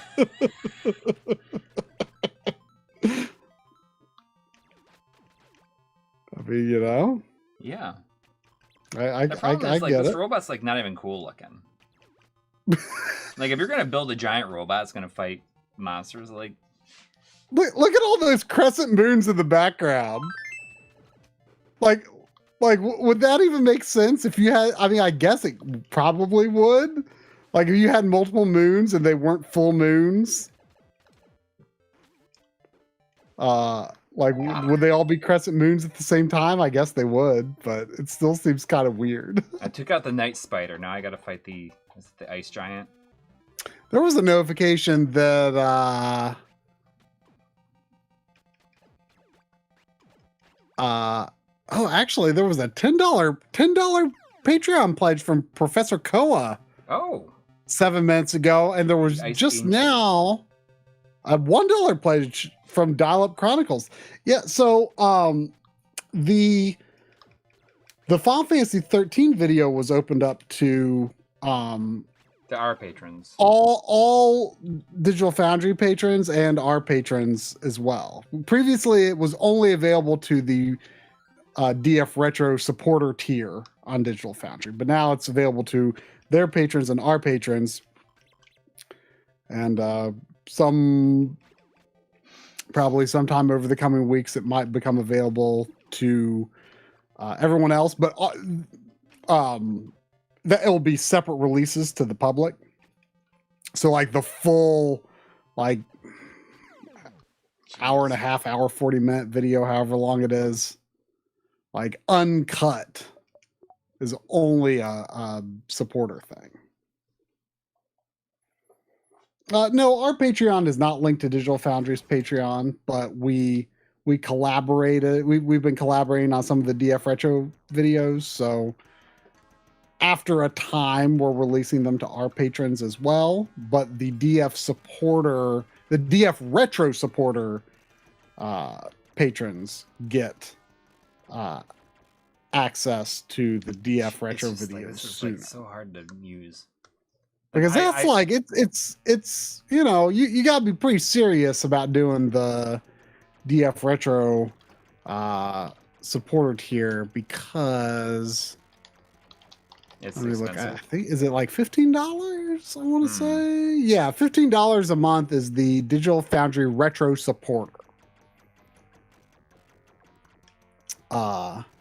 So, you know, I mean, no joke, you have to be pretty serious about it. I've been chatting in the Discord for the retro supporters. They're a pretty cool bunch in there.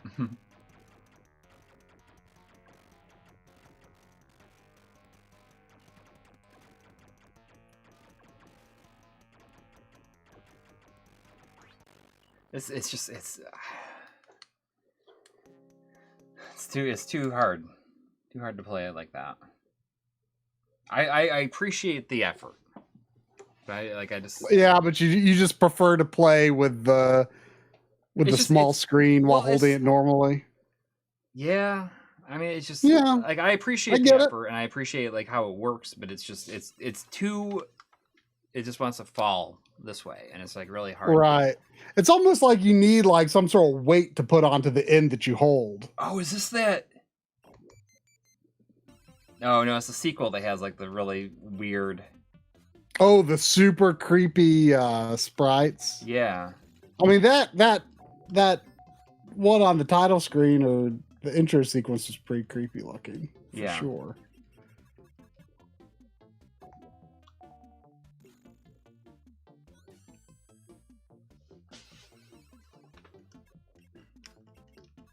I think it's 2, the sequel. It looks all weird.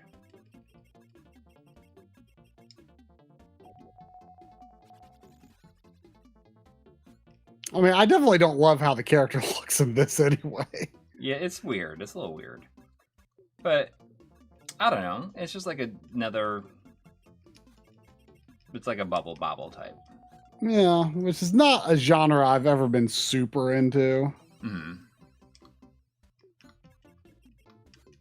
I got the remake or whatever, remaster. K-Lead Gamer says PSP has the same issue with Tate, but worse with buttons. I didn't actually know that there were any Tate modes on PSP. There was a $10 super chat from Mega X6. Thank you. Thank you.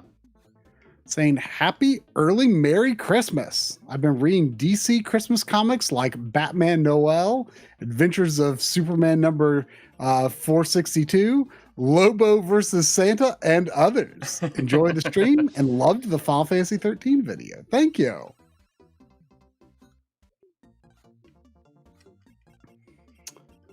Madashi is asking, what was the game you played with John in a stream where it was big giant monsters fighting with funny cutscenes? Oh, was that the one with the bear eating the sandwich? I don't remember what that is. It's I don't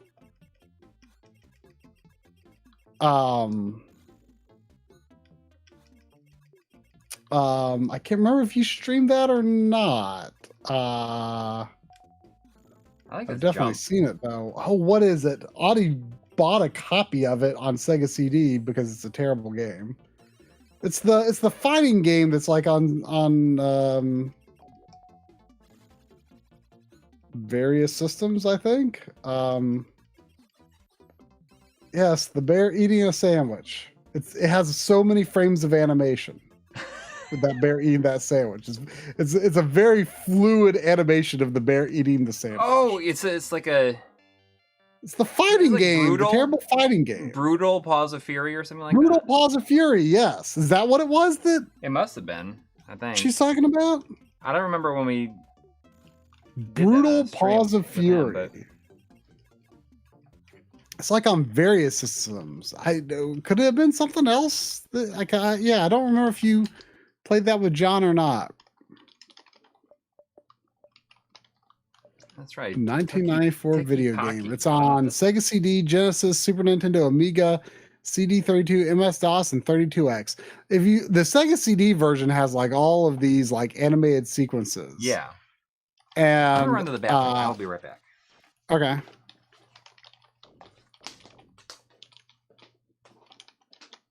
Let's see. Sega CD Bear. Let's see.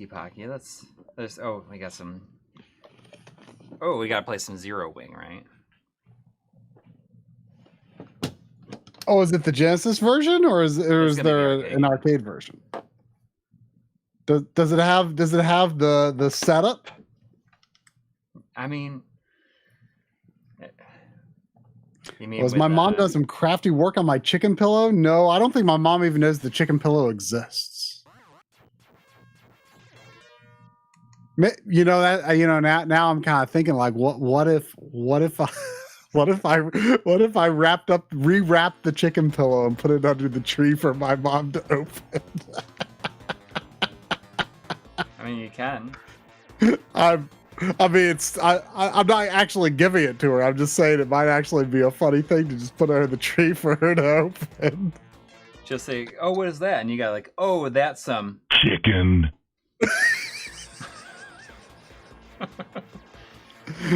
It might be kind of funny.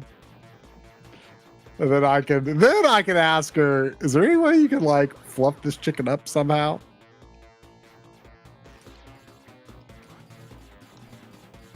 Only she can save the chicken.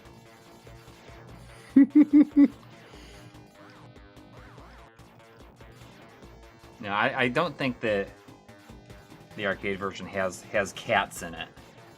Oh man, that's like the only thing most people know about this game. Like, meme, like video that I remember, like really feeling like I got to show it to like a lot of people. I mean, that is this. I consider that the original meme.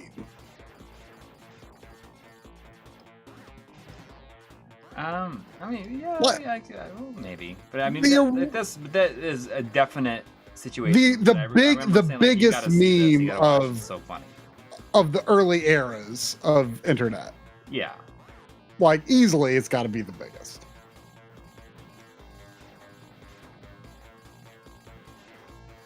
I see, like, Sasquatch in time is saying, "Is there any wiggle room?" Yeah, that was how I got that Switch Lite. I was like, you have any wiggle room on the Switch Lite? Yeah, I'll say anything in here. I'm like, okay. I mean, you have any wiggle room? It's like, let me see how much we paid for it, because it always comes down to how much they paid for it. Sure. As long as they're making a little bit more, she's like, I'll sell it to you for $85.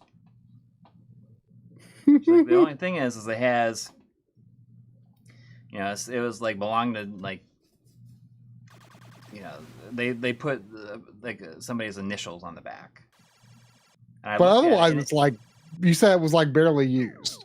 Yeah, but it had like an initial, because there's two of them, right? And there was it had the previous owner's initials on the back, but all it was just like written on there in marker, and I just like put isopropyl alcohol on it, and it like disappeared immediately. Wow. What were the initials? I think it was PJ. PJ. Peach.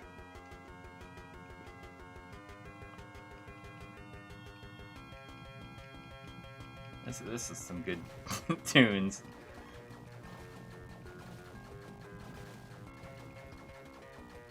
You know, it's funny though. I always talk about the bombs in the Genesis version, about how that's like always in the screenshots.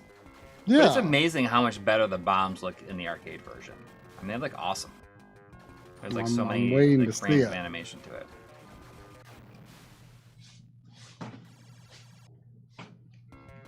Yeah, that's pretty cool. Pretty cool.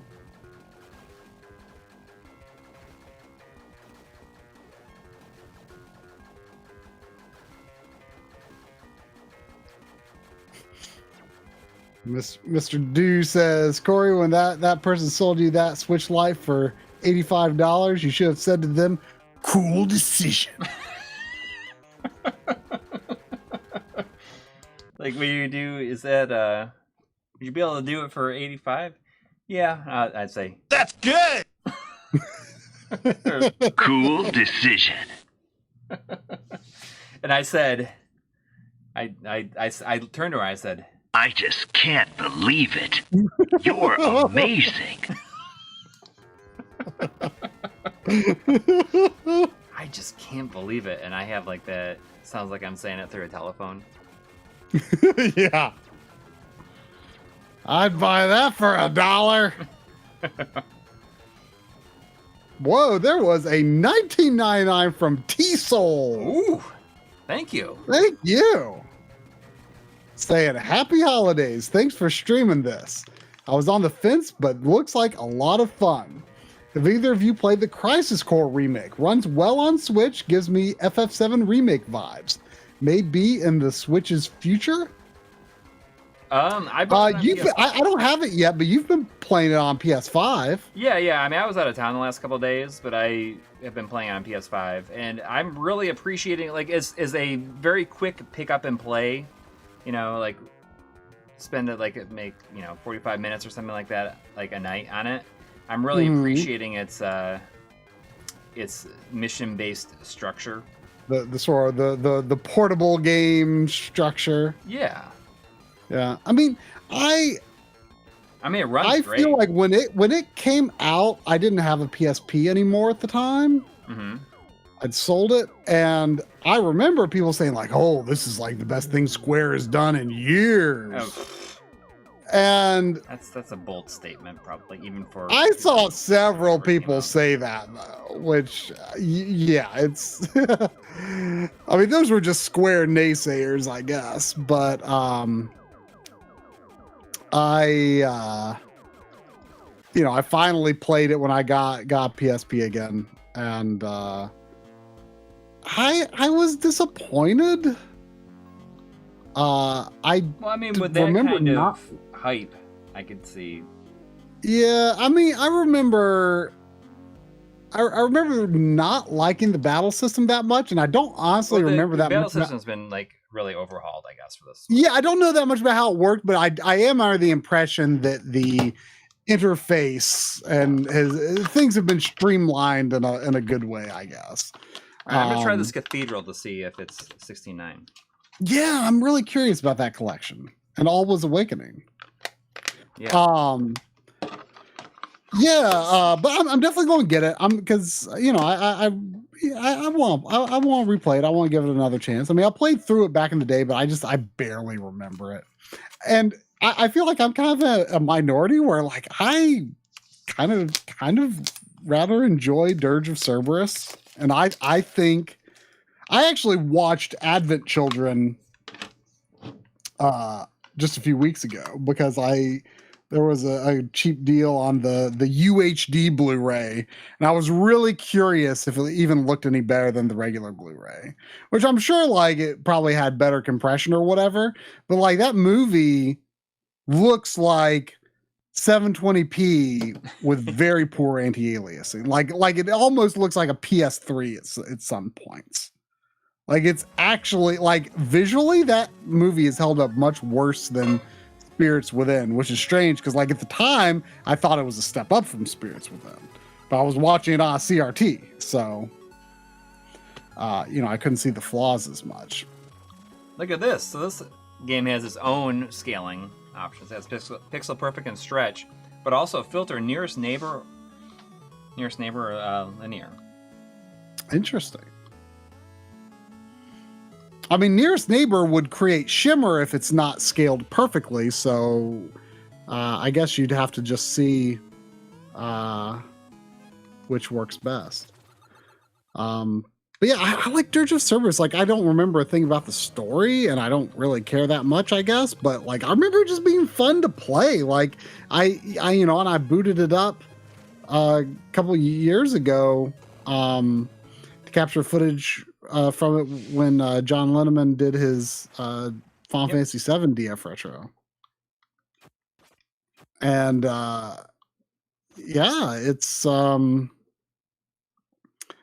it's fun to play still. I think it feels unique, but also kind of smooth and modern in a lot of ways. But it doesn't control exactly like modern games, but it feels good. Sure says, Advent Children, that movie was done at multiple times and resolutions kind of patched together and changed a bunch of times. So some of it, I think, is actually 720p, some 1080p, etc. And I think you're right, because I remember when Advent Children Complete came out and I got the Blu-ray, it was like really obvious. Like just the rendering quality looked better for the new scenes. And I don't know why they did that. Like, I would rather them all look equally bad than some be better than everything else and like for it to be jarring. Like, you can tell. But even like the 1080p stuff, now that I've like seen it again in 4K and stuff, it's like it's not that good looking either. Like, there's a lot of it's so weird to see aliasing in like a rendered movie, like a rendered CG movie. And you can see like polygon edges on like characters' chins, and like on Cloud's bike, there's like a lot of like round shapes, and they're like very, like, you can see the polygon edges all over them. Like it almost looks like, it looks like if you wanted to make like a crazy impressive PS3 demo, like you could make it run, like Advent Children could run on. Like, it's kind of what You it think looks so? like. If you really tried, like no one, it would take more effort than would be worth it. But like there's a lot of polygon edges. There's a lot of like not great looking textures in it. It looks 720p with often very poor quality, if any, anti-aliasing in certain scenes. Like it doesn't, and beyond that, like the lighting is really poor. Like it's very flat. There's not really any like global illumination, like bounce lighting or anything like that. Everything just looks so flat and gray, and just there's no lights put in like interesting positions to like accentuate the characters. And you were saying the other day that you think that the Spirits Within is a better looking movie now. It is. Like, I mean, it's aged not so well visually either, but I do think it is better looking. And Final Fantasy VII Remake looks better than Advent Children, I think. Well, I mean, yeah. You know, I don't know. It's interesting. So you notice this is You need the M cable for Advent Children. Advent Children M cable edition. I should have actually tested that. That would be funny. Like, well, if I set my Xbox Series X to 720p and output the UHD Blu-ray for Advent Children Complete, does the M cable help? Probably, actually, yes, I bet. Because it just looks that bad. The tunes in this game are pretty good. Oh, here, I'll grab this question before I get to the super chat, just because I'll be likely to forget it. Who's Your Rail Riders ask if you guys watched the Dragon Quest V movie on Netflix.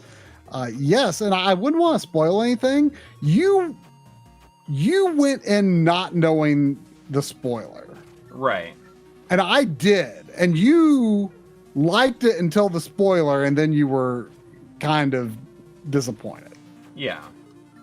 And I knew about the spoiler, and I thought it was going to be really terrible. And I actually didn't like the movie in general at first. But then, like, about, maybe starting about halfway through, like, I was starting to feel really into it. And the way that the twist works, like, actually really worked for me. Like, I don't want to say too much about why. But like, how is there any way I could explain it without spoiling anything? Like, I felt like the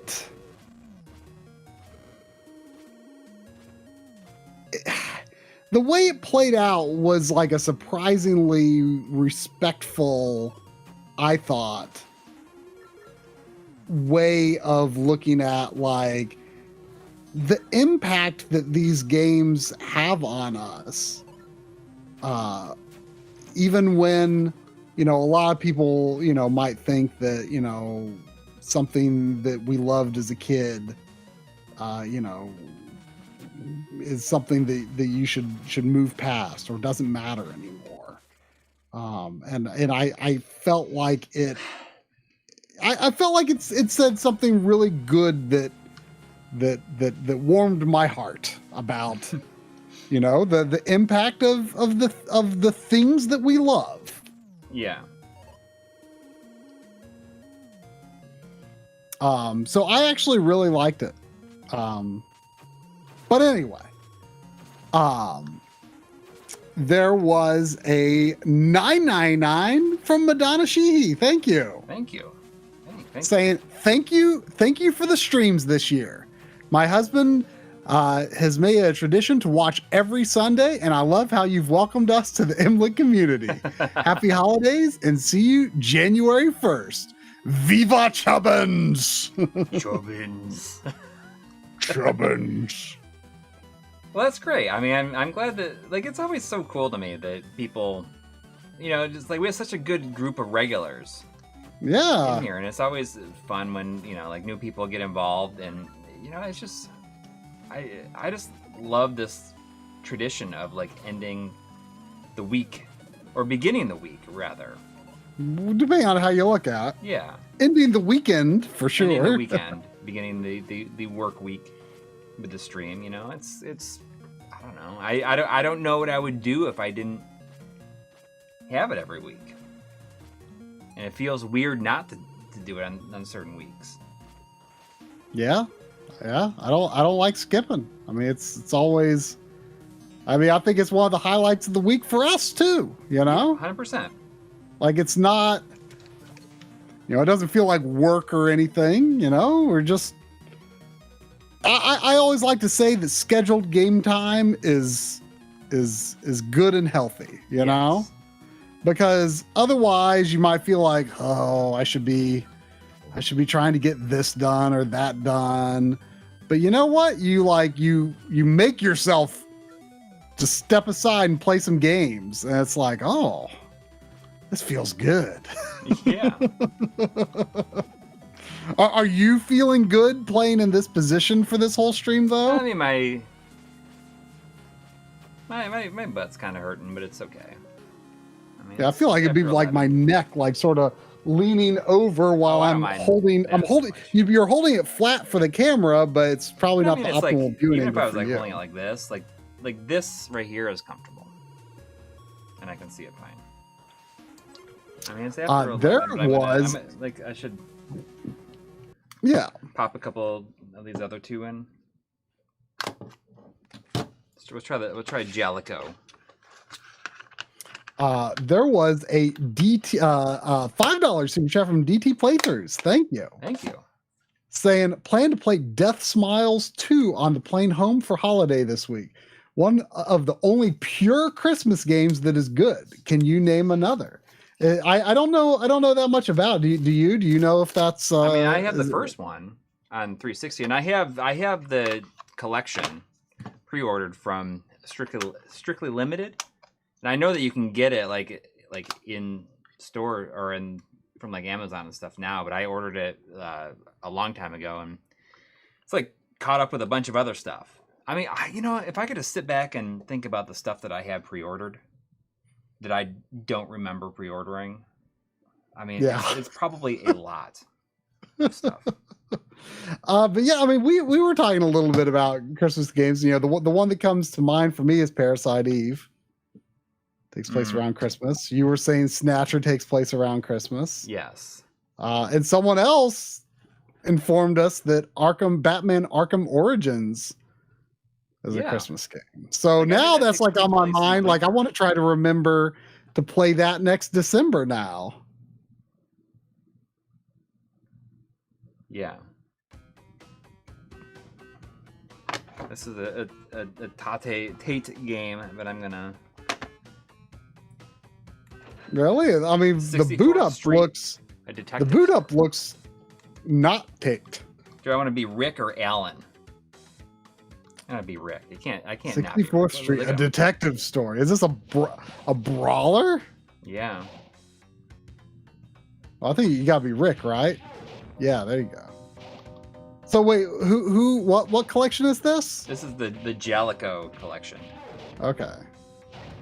Like this looks very similar to, like, they've got a weirdly large number of games on the Switch Online.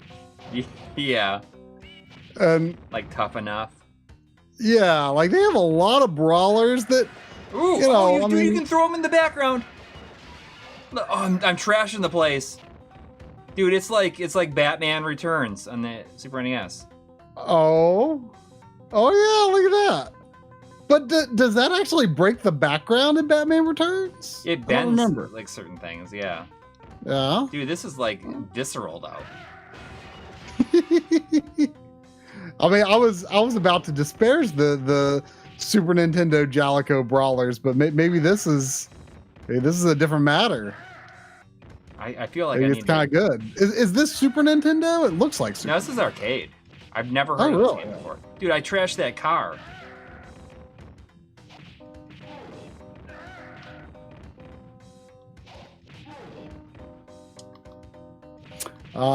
There was a $5 super chat from Koala Koa wanting to know, now that you have been playing for a while, how is the heat from the system? Does it feel hot? It feels totally fine. I mean, it feels like slightly warm, but not anything that like would make me worried or anything. Is that something that's been going around saying like, oh, it gets really hot? Probably just curious if it gets hot like a Switch. Dude, you can like destroy the background. I'm gonna throw this guy through this window here. Oh, kind of go at an angle. Paul Sutton says, I had a Christmas theme going on the TVs at the store. Die Hard, Home Alone, Days Before Christmas, Death Smiles 2, Batman Arkham Origins, Third Birthday, Yakuza 5, Parasite Eve, and finally, Nightmare Before Christmas. Oh, I forgot. I guess I had heard something that Yakuza 5 takes place during Christmas.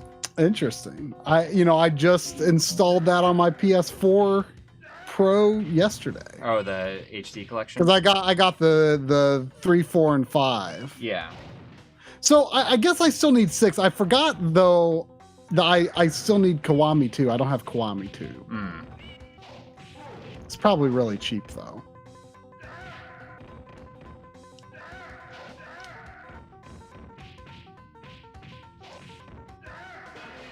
Dude, I love that you can like just trash the background. It's not just like, oh, they bounce off it, but they destroy everything. That's pretty cool. So I guess the Third Birthday must take place at Christmas. I'm assuming it takes place at the same time as Parasite Eve 1 for plot reasons or something. Yeah, because I don't think 2 takes place at that same time. Yeah. Oh, I've always heard bad things said about the Third Birthday, but like when I see screenshots of it, it doesn't look bad. No, it's like what annoys me is like how many rips her jeans have in them. Like, you ever seen like the? Oh yeah, I mean I think that's. Oh, it looks like your. Oh no, your battery's actually not bad. I thought it was down. It looked like it was down to 1 for a second there, but. So this has the arcade version of Avenging Spirit on it. Ooh. Oh, but what about Psy Battler? Like, I've never heard of the Psy Battler. What is this? You should definitely play Avenging Spirit too, though. Yeah, I'll come back to it. I want to play some of the stuff I've never played before. Psy Battler. Because I know that Avenging Spirit, I think, is coming to I think it might be coming to like Arcade Archives or something. But I would be all about having a physical Avenging Spirit.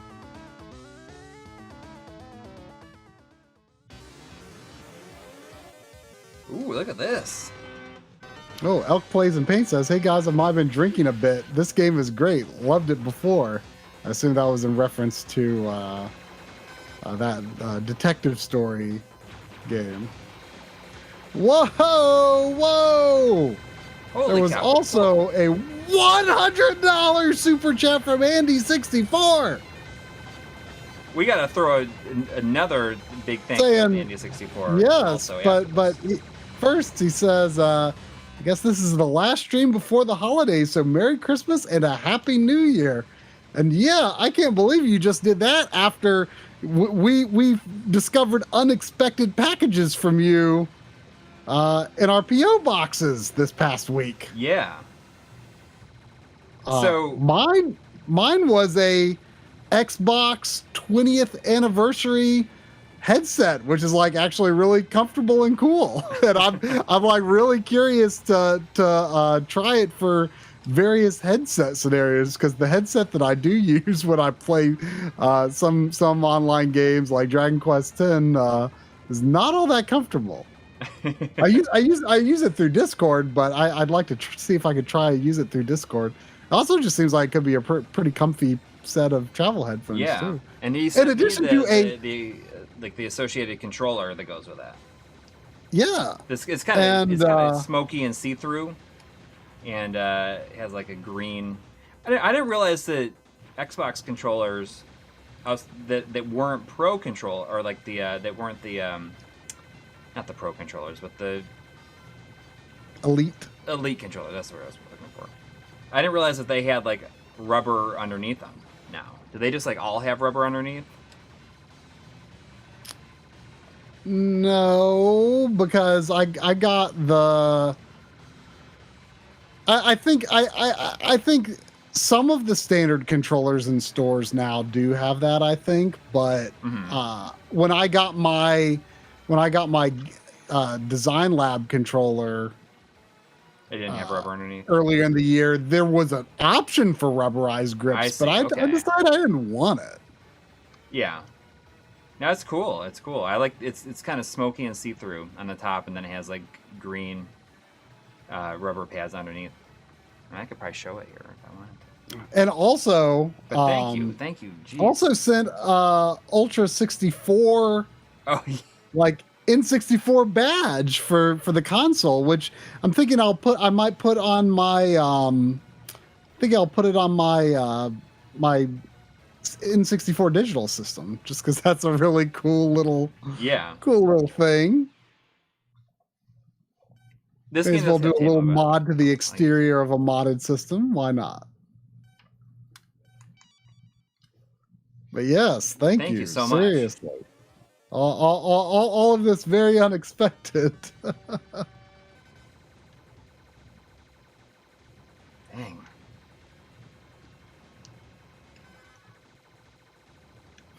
Paul Sutton thinks Third Birthday is good. Just kind of stink playing on actual PSP.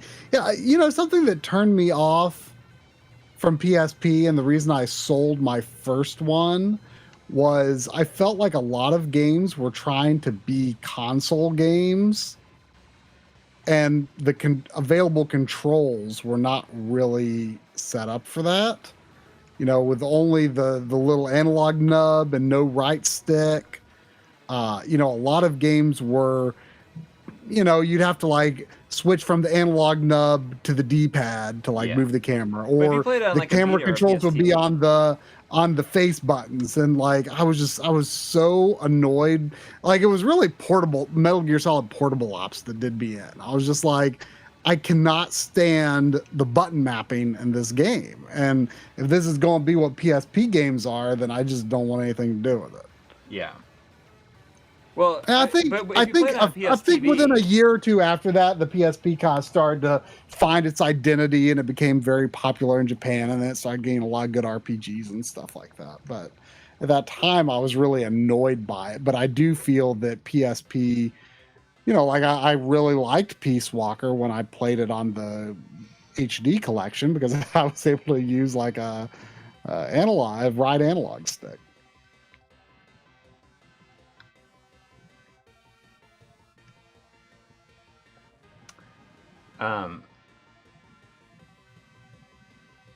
I mean, if you play like Third Birthday on a like a PS TV or a Vita, and you can play it with dual analogs, I bet it's a lot more playable. Is that what Paul Sutton was saying? I would imagine so, yeah. You know, a bit earlier, I had to scroll back up to find it. But Zane's dad had another thought about the farts.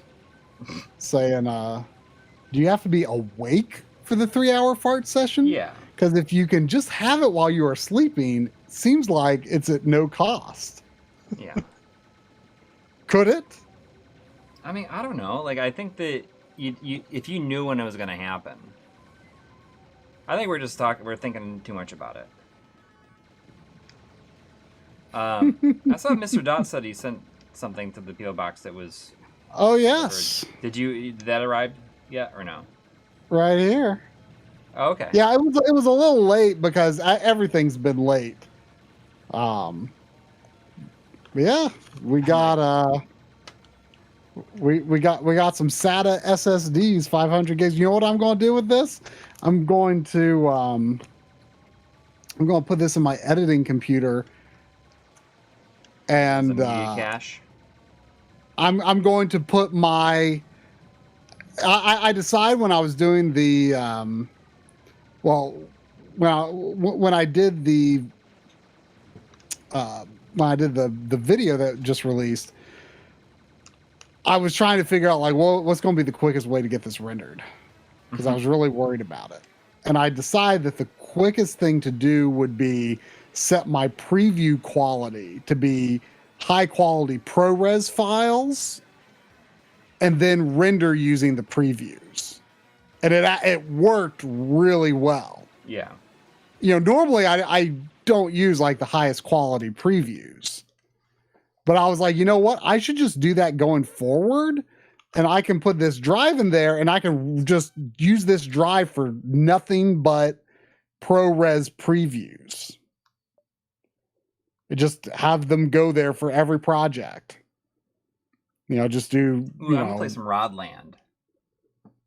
Rodland? Okay, go for it. But yeah, I actually, Mr. Do, took. I actually stopped by the PO box on my way to check in on Drum and Lynn's cats while they were out of town, and so I actually opened the box at their house and left the box with their drives there, and then took one for me and one for Corey, and I'll get Corey his at a later date.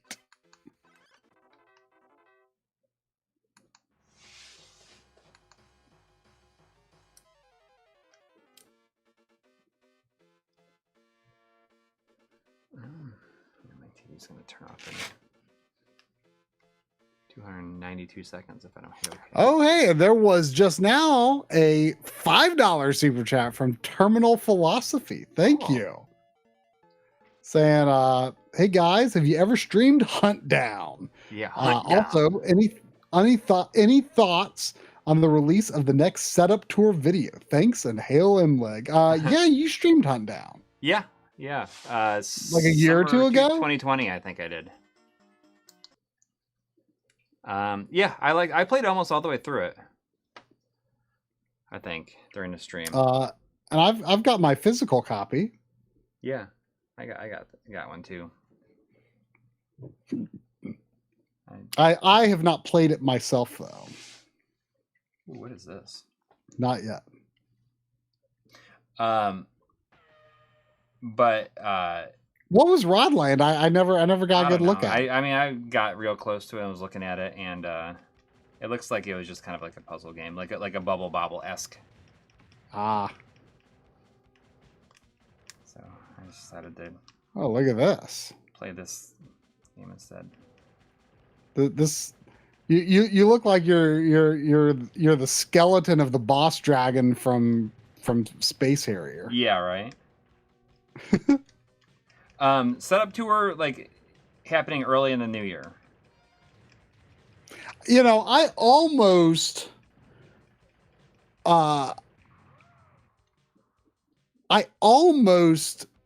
did like maybe a month ago. I almost was like, you know what? I'm going to do my setup video in 2 parts. I'll do the downstairs setup first, and then sometime next year I'll do the upstairs setup. And But- part but of me still kind of likes the idea of doing it in 2 different videos. But I don't know. I mean, I'll think about it. Like Corey's is so interconnected. I don't know if he could really divide I his couldn't into split it 2. now. But mine could easily be split. Actually, it might even make sense to do so. But I don't. I really don't want many projects to get in the way of finishing Analog Frontiers as early as possible next year.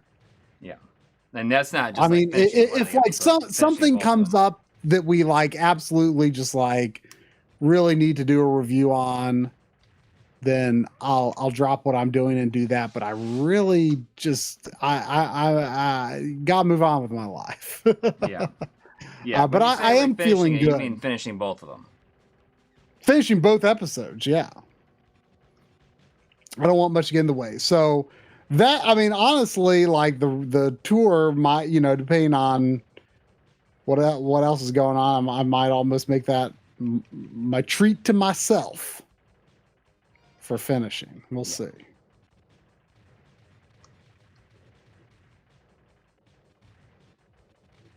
Oh, 5J Gaming says, Corey, your tail can shield shots for you. Use it Cool. defensively. I don't know how to do it very well. Pixel Phoenix is asking the question that really matters here. So the Evercade, does it slap or will you yeet it? I mean, I think it slaps. I think it's. It's got its imperfections for sure. Yeah, but I mean, But what I think is really overall, cool is that they overall have, though, like oh, I love the spirit of the Evercade ecosystem being based around physical cartridges. You know? yeah. But That's- not only that's what's that, cool. but I think that they have, improved every time, and it's cool that they are continuing to do it. You know, they could have very easily just like done one like, oh, it wasn't what we want it to be, but we're just gonna move on. But like, it seems like, they've had a new system like every year that like improves on what they want to do, like what they. And that's impressive. I mean, Yeah. I generally expect like newcomers to game hardware to not really stick around. Yeah. Especially ones that are like clearly trying to do something sort of meaningful with it. Yeah. And the fact that, making a video game system and manufacturing it and selling it and all that, like, that ain't easy. And the fact that they've done it and stuck with it, like, Yeah. I think is kind of awesome. It's absolutely. It's cool that they have come this far and are, presumably have found enough of a niche for their business in this to continue. So, I applaud them and wish them all the success. All right. I'm not gonna play Avenging Spirit. It's 11:30. I'm gonna play something on the C64 collection. Okay. So Red Slug here is saying, how's the system getting? I know other reviews said it was concerning. I mean, someone else just asked that recently. I don't feel so like it's like it gets warm. Like it's definitely warm when I feel it, but I don't feel like it's like weirdly hot. I mean, Switch gets hot. Yeah. Phones get I don't hot. think this like feels uncomfortably like weird or anything. It's like as warm as it is. So that question must have been based on concerns that had been expressed elsewhere. I don't know most of these games here. You did miss a Gaelco call Paul Sutton. Huh? I mean, there wasn't anything quite of the scale of alligator hunting there, but there was Thunder Hoop 2, right? Yeah, it was pretty good. Which was pretty good. Well, I'm gonna play Storm. I mean, all of the games on there had a intriguing aesthetic.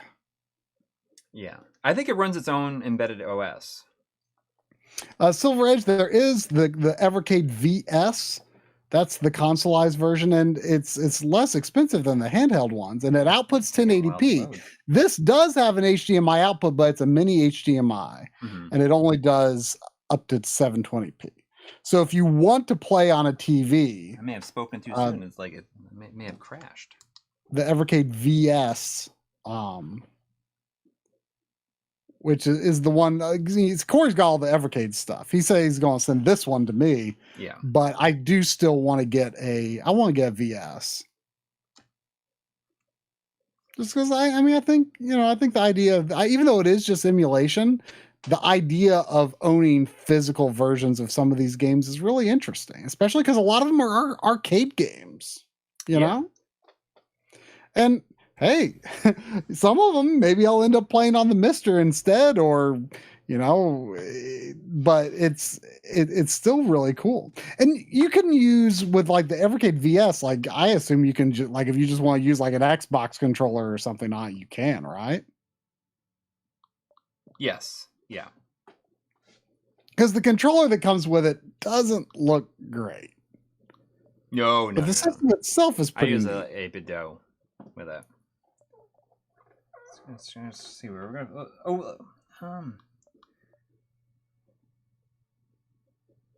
Let's play Gateway to Apshai. Oh. These games are taking a while to load. I don't know if it's like that there's a problem. Oh, there we go. It's an Epix game. I used to think it was pronounced Apex.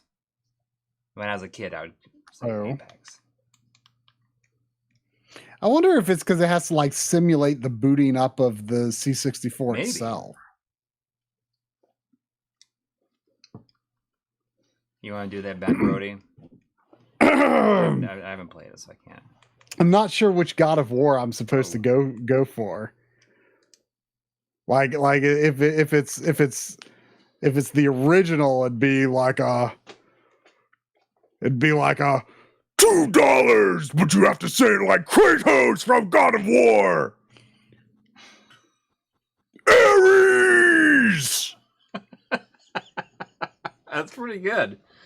That's not what I want to play though. But then if it was the newer one, it'd be like Ben Brody, boy. $2, but you have to say it like Kratos from God of War.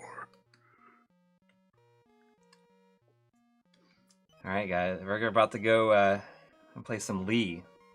This game's it's called Lee. For some reason, attempting to get myself in the mindset. Oh, okay. Ben Bree wants the reboot Christopher Judge God of War. Boy, I mean, I tried. Getting my mindset into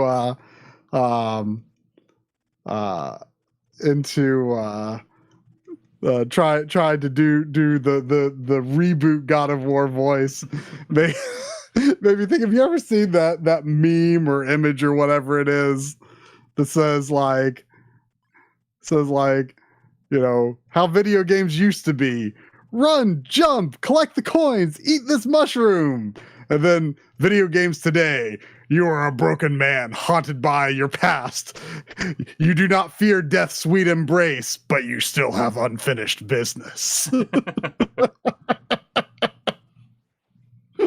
It's like, yeah, it's true.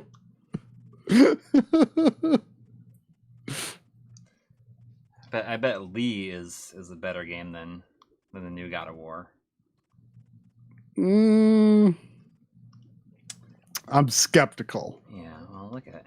I mean, this doesn't look bad. No, I don't really. For C64, I mean, not to disparage C64, but I mean, I didn't grow up with it, and I have a hard time getting into pre-NES stuff. Yeah, I mean, I know. But this looks. This looks it's about a man named Lee, and he casts a spell on me, and we're about to. At one point, I heard that you actually go skinny dipping in the Sea of Lee. How about that? I know it's Bruce Lee.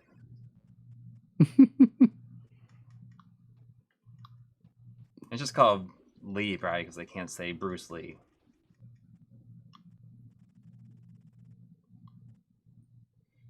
They should have made a sequel called Bruce Leroy.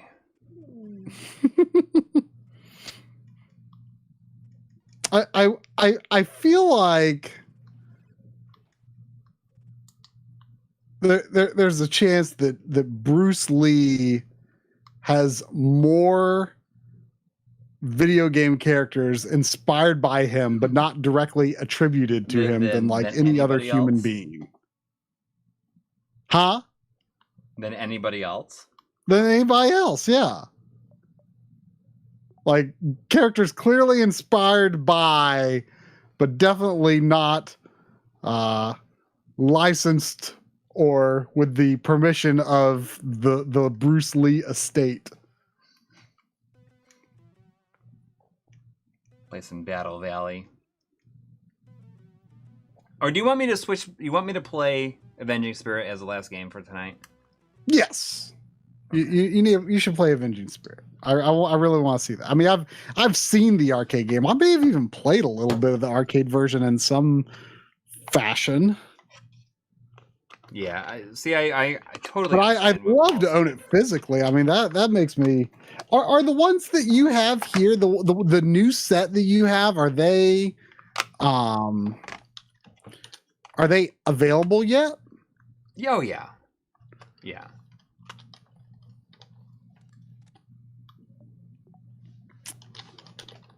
So this is the arcade version of this. Have you played the arcade version of Avenging Spirit? Jailcode, is this Gaelco Arcade Cartridge 1? Yes. Okay, yeah.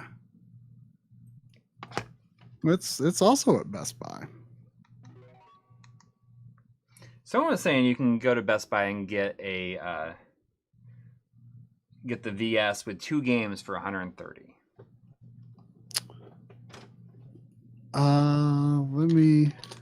I did see it, but it was more expensive, so I was looking at the Amazon ones. Said Evercade VS. See what? I guess it depends on which games it includes as to whether it's worth it. Let's see. Yep. It's Technos Arcade 1 and Data East Arcade 1. Oh, okay. Which are probably not bad things to have. Oh. I wonder if it says. Do you feel like you'd be more inclined to play a lot of these arcade games on one of these collections? Absolutely. Or I would just be more, even if I ended up playing it on like Mister or MAME or what is it called? Final Burn Neo, you know, like, I mean, a lot of this arcade stuff I would probably play with drum on backloggery streams. So it kind of just depends on what we think is the easiest way to play it. But you know, in some cases it might be on the Evercade itself. On other cases, maybe it would be on another emulated solution. But I still think I would be more likely to be like, oh, I want to play through this game because I have a physical cartridge, you know? Yeah. I own it.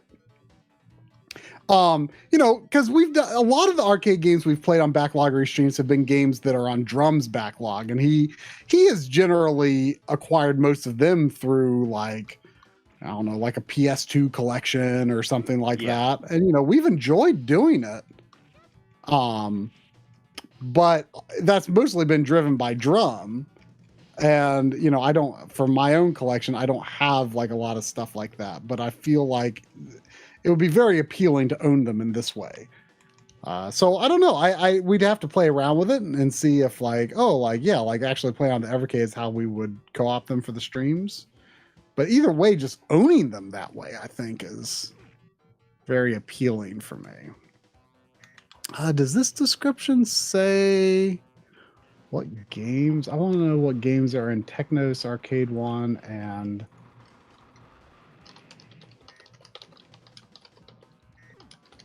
Technos Arcade 1 has, let's see, Double Dragon 2, Double Dragon 3.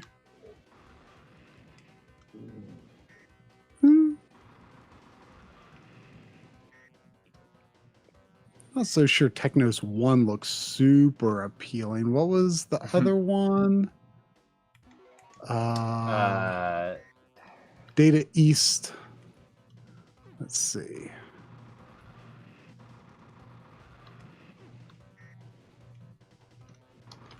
Data East Arcade 1 Got him. has. Oh, sorry. I was like, oh my.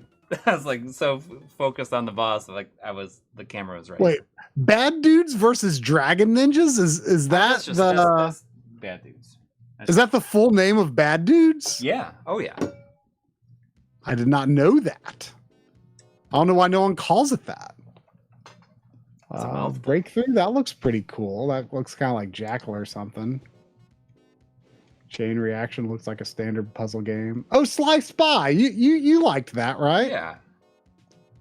Sly Spy. Yeah, this one looks decent.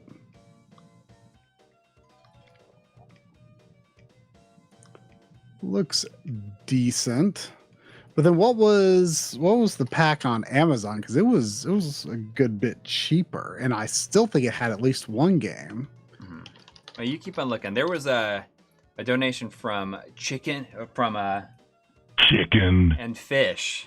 Oh, I love it. Always love hi some all, chicken. happy holidays, whatever you celebrate. Got outbid on a few things on eBay this week. Disappointing.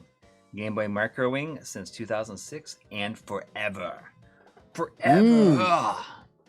So is that what you got outbid on as a Game Boy Micro?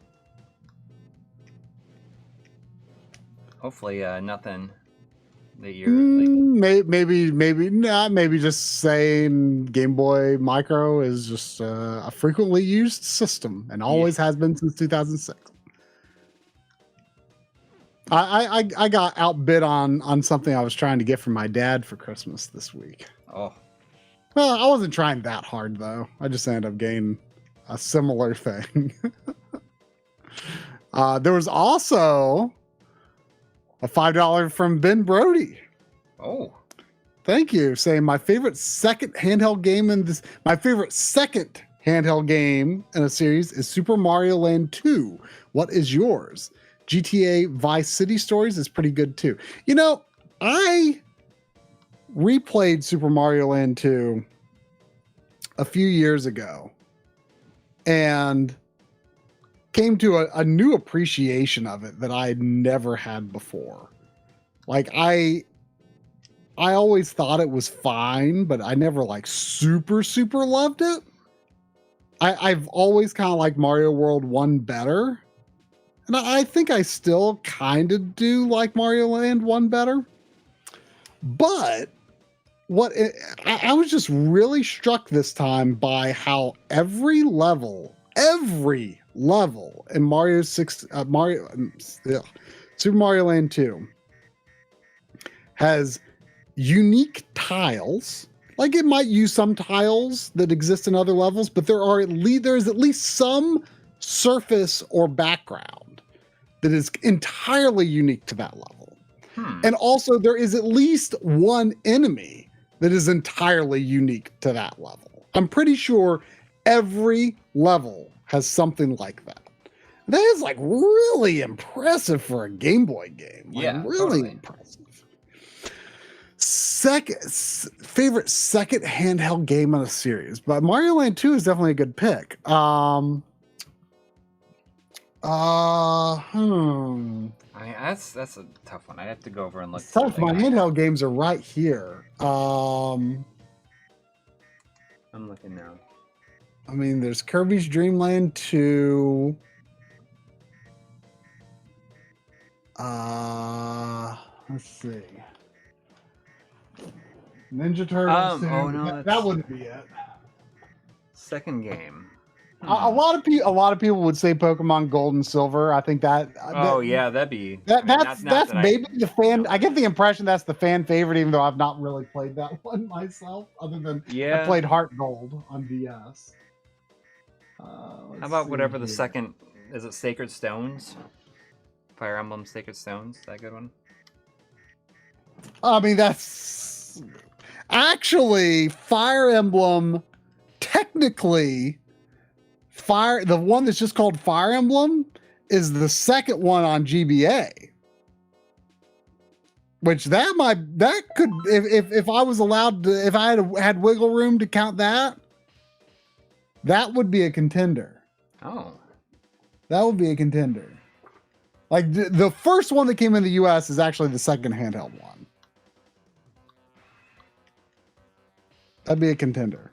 I mean, Sacred Stones is fine, Master Safer. It was the first one I beat, actually, because I hadn't actually beat the first one that came out here at that time. I'm going to go look for a second. I need to stand anyways. I'm going to pause. This stool's... Donkey Kong Land 2, I mean, you basically got Donkey Kong Country on Donkey Kong Country 2 on a handheld with Donkey Kong Land 2. That's good. Wario Land 2? I like Wario Land 1 the best. I mean, does it have to be like... You ever watch Gallery 2? The second good? game in a series on that system? See, that's what I'm thinking. It's like it has to be like the second, either numbered 2 for some reason, or it's the second. Because like, would Metroid 2 count? Yeah, because I'm thinking like would wasn't Planet Robobot was the second? That was the third. Well, no, you're right. That was the second. What was the second on 3DS? Well, the second. It was the second on 3DS, but I mean that might be stretching it a bit. But yeah. Planet Robobot, I mean, if it did count, I mean, I guess that Oracle of Ages and Seasons, I would say qualifies as the second Game Boy Zelda. But he could also be talking about like a series that started off as like handheld only, which like Super Mario Land and like as a sub-series, and then Kirby. Advance Wars 2, very good.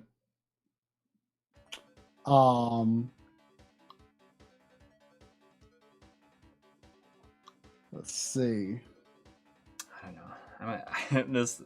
The stool I'm sitting on is starting to take its toll, I gotta say. Castlevania 2, Belmont's Revenge, quite good. Belmondo's Revenge. Belmondo's Revenge. Yeah, you know, sometimes, you know how in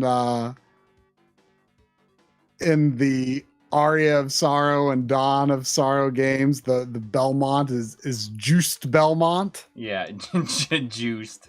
Juiced Belmont. Yeah, and that's sometimes like when I'm by myself, I'm like thinking of things I like for example, like maybe I'm getting B-roll, and like I think like, oh well, I better do a shot like this just in case, or something like that. And I'll say, but sometimes I'll say to myself, maybe I need to do that juiced Belmont in case. I'll just say that to myself sometimes. Juiced, I like juiced Belmont in case. Like just, but I like juiced Belmont in case. Juice and Belmont. You know, he's like way into like steroids and stuff. Juice. I've seen people spell it that way before. Juiced Belmont. Yeah. Juiced.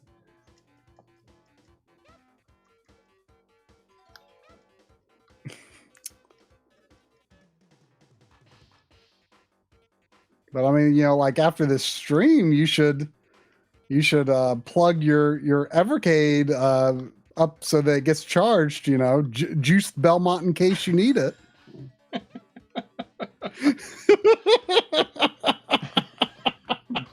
Juiced.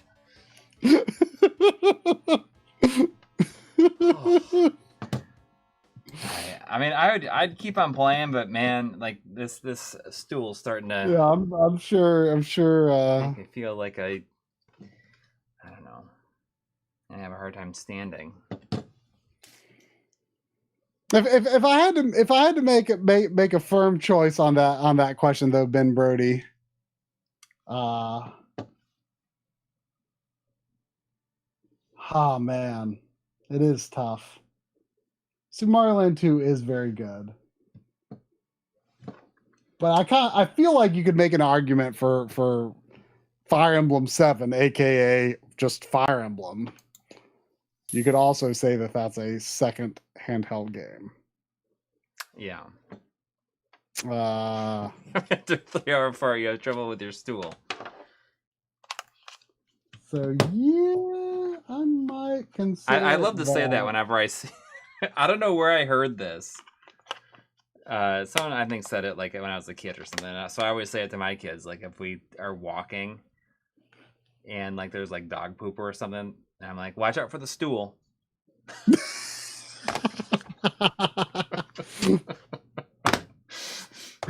When you go to the vet, like you need to bring a talk to the vet.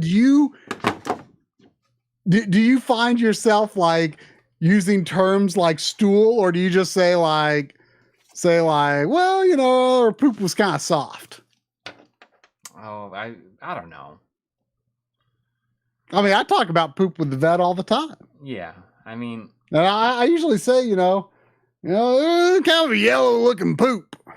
Yeah, you have like, you know, when you say it, you gotta like really lay on that thicker accent so that it seems like, so it just like has a hint of goofiness to it, right? So it's not like, you know, it's not a serious subject, but it's got like it's slightly funny. So I got to put like a little zing on it. Got so a little bit like, of that yellow poop. Seem like so awkward, I guess, when you say it. Like, oh, that poop. I brought you some of this poop. Pixel Phoenix says that saying stool over poop would be a cool decision. Cool decision. Also, there was a notification 7 minutes ago that Andy Frey has been a member for 16 months in a row, saying, "Merry Christmas, fellas." Dang, thank you. Merry Christmas to you. And, you know, Merry Christmas, Happy Holidays, whatever you celebrate. Please enjoy the upcoming week. And sorry we won't be here on next Sunday, but it is Christmas. And that's I mean, I'm fine with it on New Year's Day, but it's just there's something about Christmas night that I just like to relax and just, yeah. You know, just a nice feeling evening, I guess. But I hope everyone has a great holiday. Thank you to everybody who donated tonight. Thank you so much, and thanks everyone. Like, you know, thank you for an amazing year. You know, like I mentioned this in our upcoming episode of the year-end video, that, you know, like there hasn't been a ton of videos on the channel, but like everybody watching and everyone's been so like supportive in like despite that. So thank you to everybody for that. Like it's been a down year on like in terms of like release content on the channel, but thank you for supporting us nonetheless. Thank you so much. And yeah, it's all, you know, some people, it's interesting sometimes because there'll be comments that's like, oh, is Try dead? Is Corey dead? Did Corey leave? Did Try leave? It's like, well, you know, if you watch the streams, you know we're here. Yeah. But I mean, it's hard to say. I'm sure that a lot of people don't even know that we. Oh yeah, a lot of people don't even watch streams. I mean, I don't watch a lot of streams myself. You know, I like streaming. There was also a notification that Paul Sutton's been a member for 22 months. There's a couple of people in the 22-month club this time. Just saying Merry Christmas, 22. Buddy. You know, before we hang up the stream here, I kind of want to see Want to see what my hair looks like after being out of this hat the whole stream. Yeah, 'Cause oh, I me don't too. know. I don't wear hats very often, so Here it comes. let's see if it's a disaster.